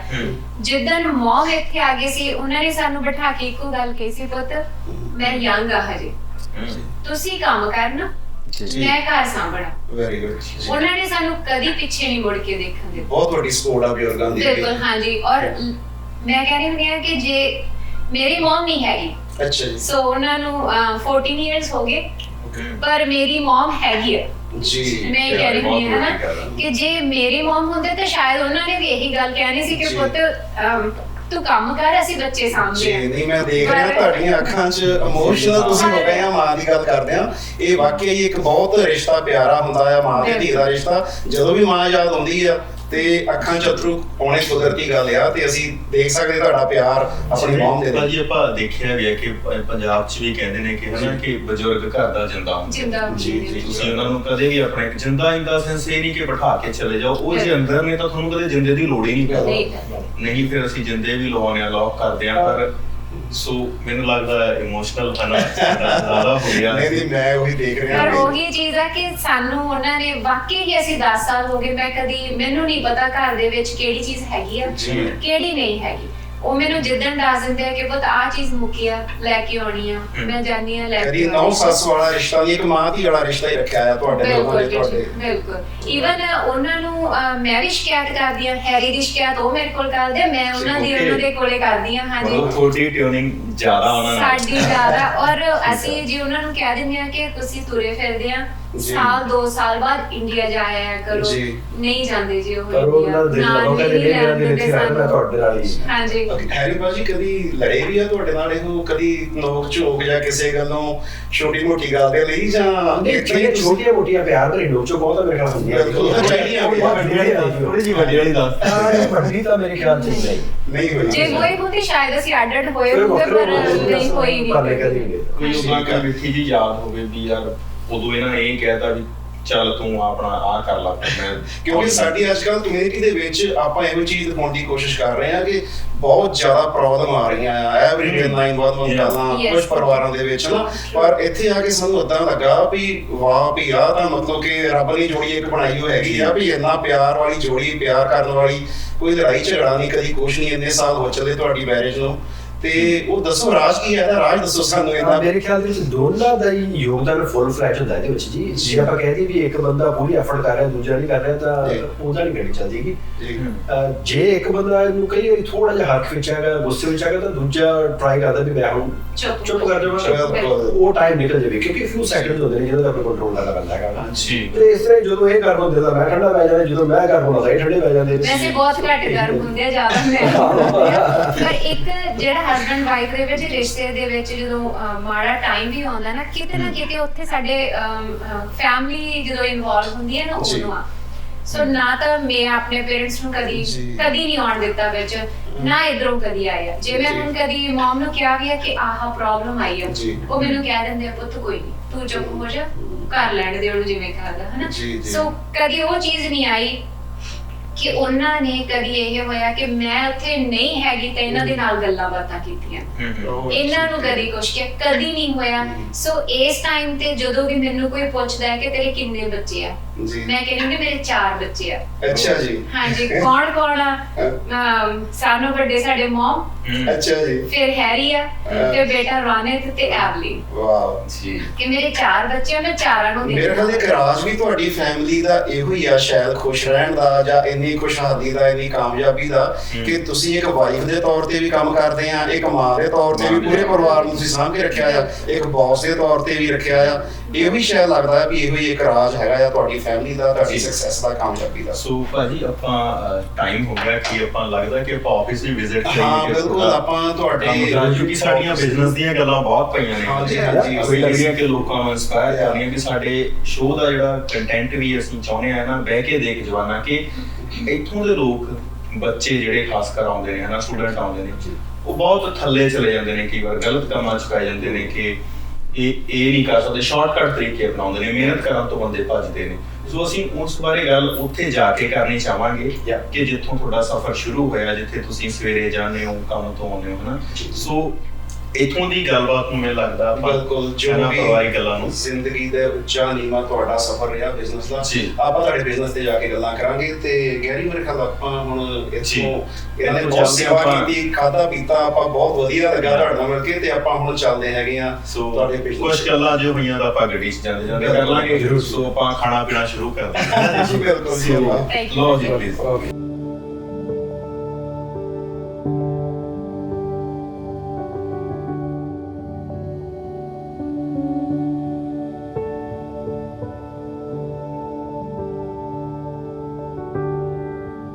ਸਾਡੇ ਨਾਲ ਹੁਣ ਸ਼ਾਮਲ ਨੇ ਹੈਰੀ ਜੱਸਲ ਜੀ ਦੇ ਮਾਤਾ ਜੀ, ਤੇ ਆਪਾਂ ਮਾਤਾ ਜੀ ਨੂੰ ਪੁੱਛਾਂਗੇ ਕਿ ਹੈਰੀ ਹੁਣੀ ਬਚਪਨ ਦੇ ਵਿੱਚ ਕਿੱਦਾਂ ਸੀਗੇ, ਉਹਨਾਂ ਦੀਆਂ ਆਦਤਾਂ ਕਿੱਦਾਂ ਸੀਗੀਆਂ, ਤੇ ਕਿੰਨੇ ਕੁ ਸ਼ਰਾਰਤੀ ਸੀਗੇ ਤਾਂ ਕਿੰਨੀ ਕੁ ਕੁੱਟ ਖਾਧੀ ਉਹਨਾਂ ਨੇ। ਮਾਤਾ ਜੀ ਸਤਿ ਸ੍ਰੀ ਅਕਾਲ। ਸਤਿ ਸ੍ਰੀ ਅਕਾਲ ਜੀ। ਮਾਤਾ ਜੀ ਕੀ ਹਾਲ ਚਾਲ ਤੁਹਾਡੇ? ਠੀਕ ਹੈ ਜੀ। ਕਿੰਨੇ ਕੁ ਸਾਲ ਹੋ ਗਏ ਤੁਹਾਨੂੰ ਕੈਨੇਡਾ ਨੂੰ ਆਇਆ? ਅਸੀਂ ਜੀ 12 ਕੁ ਸਾਲ ਮੈਨਾਂ 12ਵੇਂ ਮਹੀਨੇ 'ਚ ਆਈ ਸੀ ਇੱਥੇ। 10 ਸਾਲ ਹੋ ਗਏ ਮੈਨੂੰ ਇੱਥੇ ਆਈ ਨੂੰ। 10 ਸਾਲ ਹੋ ਚੱਲੇ ਤੁਹਾਨੂੰ ਆਏ। ਦੁਬਾਰਾ ਕਦੀ ਇੰਡੀਆ ਵੀ ਗਏ ਤੁਸੀਂ ਵਾਪਸ? ਜੀ 2-3 ਵਾਰੀ ਜਾਏ ਆ। ਬੇਟਾ ਕਹੂਗਾ ਤੁਸੀਂ ਜਾਂਦੇ ਰਹੋ, ਪਰ ਮੈਂ ਕਹਿੰਦੀ ਨਹੀਂ, ਮੇਰਾ ਇੱਥੇ ਜੀ ਲੱਗਦਾ। ਤੁਹਾਡਾ ਕੈਨੇਡਾ ਕੇ ਦਿਲ ਲੱਗ ਗਿਆ ਜ਼ਿਆਦਾ? ਲੱਗ ਗਿਆ। ਵੱਡੇ ਪੋਤਾ ਪੋਤੀ ਵੀ ਇੱਥੇ ਹੀ ਆ। ਠੀਕ ਹੈ ਠੀਕ। ਤੇ ਇਹ ਹੈਰੀ ਭਾਜੀ ਬਚਪਨ ਦੇ ਵਿੱਚ ਕਿੱਦਾਂ ਹੁੰਦੇ ਸੀ ਹੈਰੀ ਜੀ? ਇਹੋ ਜਿੱਦਾਂ ਜ਼ਿਆਦਾ ਸ਼ਰਾਰਤੀ ਸੀਗੇ ਜਾਂ ਇਹੋ ਇਦਾਂ ਹੀ ਸ਼ਾਂਤ ਸੁਭਾਅ ਦੇ ਸੀਗੇ? ਹੁਣ ਤਾਂ ਬਹੁਤ ਇਹਨਾਂ ਦਾ ਸੁਭਾਅ ਸ਼ਾਂਤ ਜਿਹਾ ਸਾਨੂੰ ਲੱਗਾ, ਇਹ ਬਚਪਨ 'ਚ ਕਿੱਦਾਂ ਸੀਗੇ? ਸ਼ਾਂਤ ਸੁਭਾਅ ਦੇ ਸੀ, ਸ਼ਰਾਰਤ ਕਰਦੇ ਸੀ, ਪਰ ਇੱਕ ਅੱਧੀ ਜੜਦੀ ਨਹੀਂ ਸੀ। ਅੱਛਾ ਜੀ। ਕੁੱਟ ਵਗੈਰਾ ਵੀ ਪੈਂਦੀ ਰਹੀ ਇਹਦਾ ਮਤਲਬ ਇਹਨਾਂ ਨੂੰ? ਹਾਂਜੀ, ਪੈ ਜਾਂਦੀ ਸੀ ਕੁੱਟ। ਹਾਂਜੀ, ਬਾਲਾ ਤਾਂ ਆਪਦੇ ਡੈਡੀ ਤੋਂ ਡਰਦੀ ਸੀ। ਆਪਦੇ ਡੈਡੀ ਤੋਂ ਜ਼ਿਆਦਾ ਕੁੱਟ ਪੈਂਦੀ ਸੀਗੀ ਜੀ? ਬਾਲਾ ਡੈਡੀ ਤੋਂ ਡਰਦੇ ਸੀ, ਉਹਨਾਂ ਦਾ ਨਾਮ ਲੈ ਜਾਂਦੇ, ਫਿਰ ਚੁੱਪ ਕਰ ਜਾਂਦੇ ਸੀ, ਬੈਠ ਜਾਂਦੇ ਸੀ। ਉਹ ਸ਼ਰਾਰਤਾਂ ਕਰਦੇ ਸੀ। ਠੀਕ ਸੀ ਆਏ। ਠੀਕ ਹੈ। ਹਾਂਜੀ।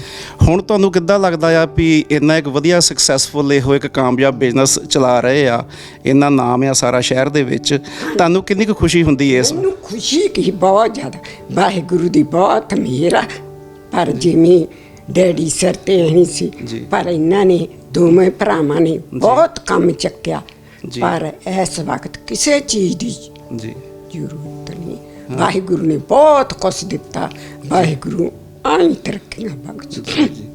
ਤੁਸੀਂ ਆਪਣੀ ਪੂਰੀ ਔਲਾਦ ਤੋਂ ਖੁਸ਼ ਆ, ਪੂਰੇ ਬੇਟਿਆਂ ਤੋਂ ਦੋਨੋਂ? ਬਹੁਤ ਜ਼ਿਆਦਾ ਮੈਂ ਖੁਸ਼ ਹਾਂ ਇਸ ਵਕਤ। ਮੈਨੂੰ ਕੋਈ ਚੀਜ਼ ਦੀ ਪਰਵਾਹ ਨਹੀਂ। ਠੀਕ ਹੈ ਜੀ। ਜਿਵੇਂ ਮਰਜ਼ੀ ਜੀ ਜਾਵਾਂ ਕਰਾਂ, ਇੱਛਾ ਲਵਾਂ, ਇੰਡੀਆ ਵੀ ਜਾਂਦੀ ਰਵਾਂ, ਮੈਨੂੰ ਕੋਈ ਰੋਕ ਟੋਕ ਹੈ ਨਹੀਂ ਇਹਨਾਂ ਵੱਲੋਂ। ਤੁਹਾਨੂੰ ਫਿਰ ਜ਼ਿਆਦਾ ਵਧੀਆ ਇੱਥੇ ਲੱਗਦਾ ਹੈ ਜਾਂ ਇੰਡੀਆ ਰਹਿ ਕੇ ਉੱਥੇ ਵੀ? ਕਿਉਂਕਿ ਤੁਹਾਡੇ ਵੱਡੇ ਬੇਟੇ ਤੁਸੀਂ ਦੱਸਿਆ ਉੱਥੇ ਆ, ਉੱਥੇ ਜ਼ਿਆਦਾ ਵਧੀਆ ਲੱਗਦਾ ਕਿ ਇੱਥੇ ਕੈਨੇਡਾ ਰਹਿ ਕੇ ਇਹਨਾਂ ਕੋਲ ਜ਼ਿਆਦਾ ਵਧੀਆ ਲੱਗਦਾ? ਇੱਥੇ ਹੀ ਬਹੁਤ ਵਧੀਆ, ਸੋਹਣੇ ਦੇਸ਼ ਦੇ ਵਿੱਚ ਆਈ ਵੀ ਆ। ਮੈਨੂੰ ਬਹੁਤ ਸੋਹਣਾ।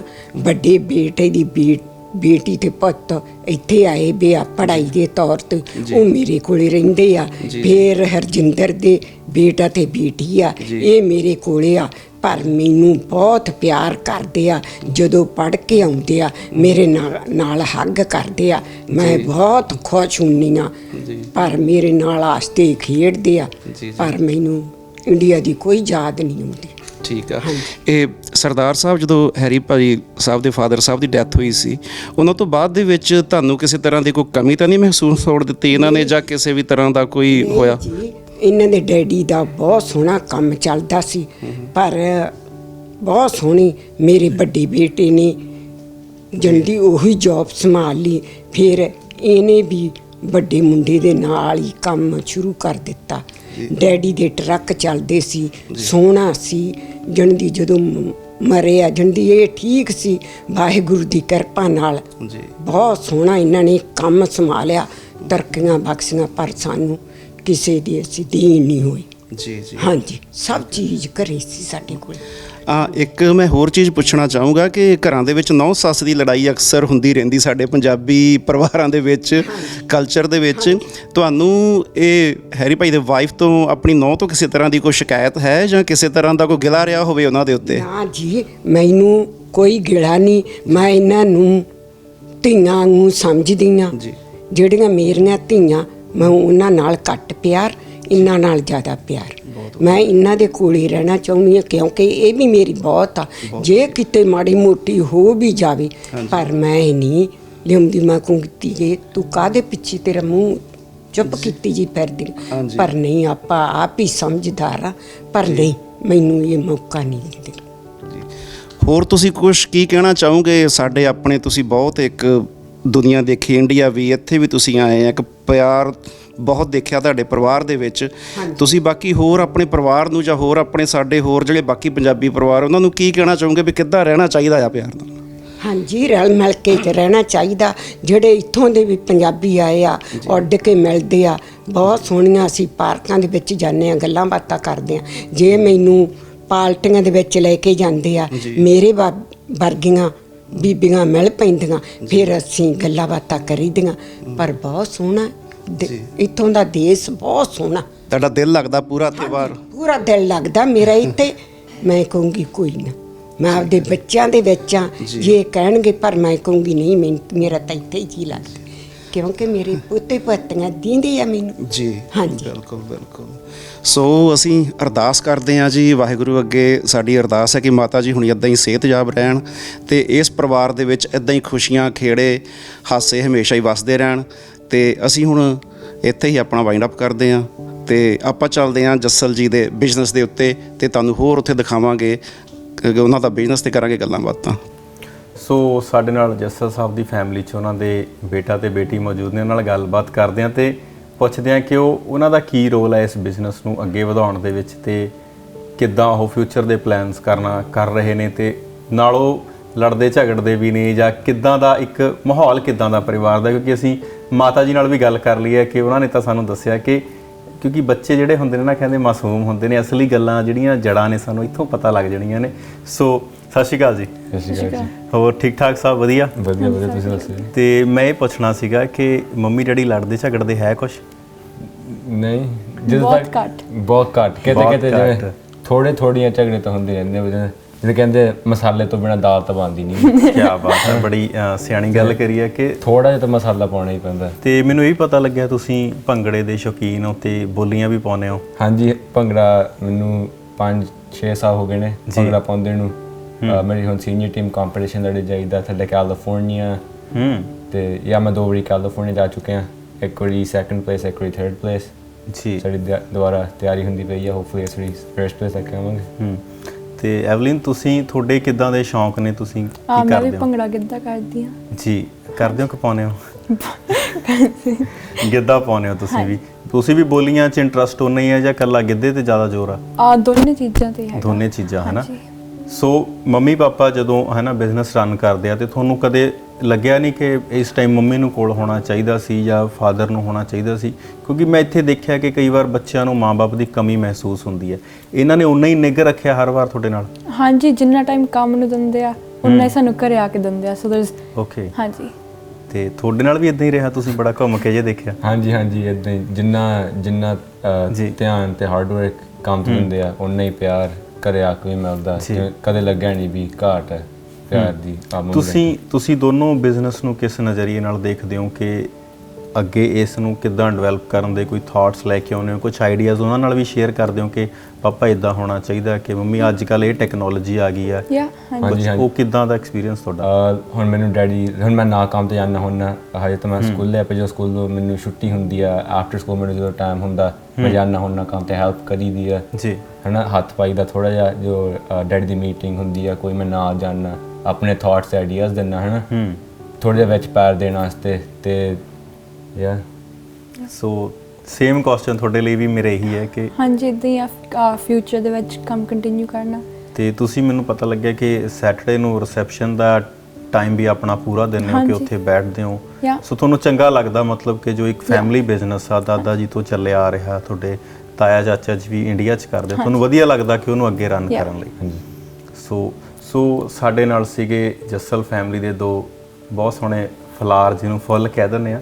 ਸੋ ਅਸੀਂ ਹੁਣ ਮੂਵ ਕਰਦੇ ਹਾਂ ਜੀ ਉਹਨਾਂ ਦੇ ਬਿਜ਼ਨਸ ਸੈਂਟਰ ਵੱਲ। ਅਸੀਂ ਉੱਥੇ ਜਾ ਕੇ ਤੁਹਾਡੇ ਨਾਲ ਗੱਲਬਾਤ ਕਰਾਂਗੇ, ਦੱਸਾਂਗੇ ਕਿ ਉਹਨਾਂ ਨੇ ਕਿੱਦਾਂ ਬਿਜ਼ਨਸ ਨੂੰ ਬਿਲਡ ਕੀਤਾ ਤੇ ਅੱਜ ਉਹ ਇਸ ਮੁਕਾਮ ਤੇ ਆਏ ਨੇ। ਕਿਉਂਕਿ ਕੈਨੇਡਾ ਦੇ ਵਿੱਚ ਇਹ ਮੁਕਾਮ ਪਾਉਣਾ ਕੋਈ ਛੋਟੀ ਗੱਲ ਨਹੀਂ, ਕਿਉਂਕਿ ਹਰ ਵਾਰ ਬੰਦਾ ਕਹਿੰਦਾ ਕਿ ਮੈਂ $25 ਲੈ ਕੇ ਇੱਥੇ ਪਹੁੰਚਿਆ। ਸੋ ਅਸੀਂ ਉਹਨਾਂ $25 ਦੀ ਵੈਲਿਊ ਕਿਸ ਮਿਲੀਅਨ ਤੱਕ ਅਸੀਂ ਪਹੁੰਚਦੇ ਹਾਂ ਉਹ ਤੁਹਾਨੂੰ ਦਿਖਾਵਾਂਗੇ। ਸਤਿ ਸ਼੍ਰੀ ਅਕਾਲ।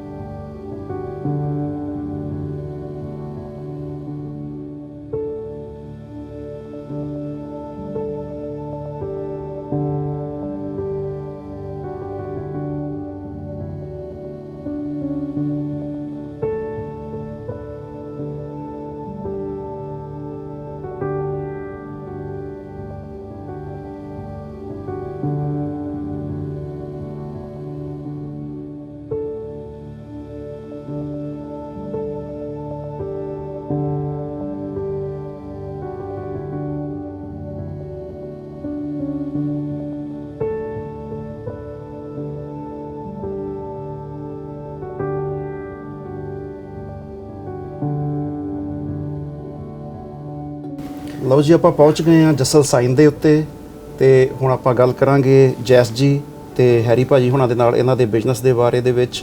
ਘਰੇ ਆਪਾਂ ਗੱਲਾਂ ਕੀਤੀਆਂ ਪਰਿਵਾਰ ਦੇ ਬਾਰੇ ਦੇ ਵਿੱਚ, ਮਾਤਾ ਜੀ ਨਾਲ, ਇਹਨਾਂ ਦੇ ਬੱਚਿਆਂ ਨਾਲ।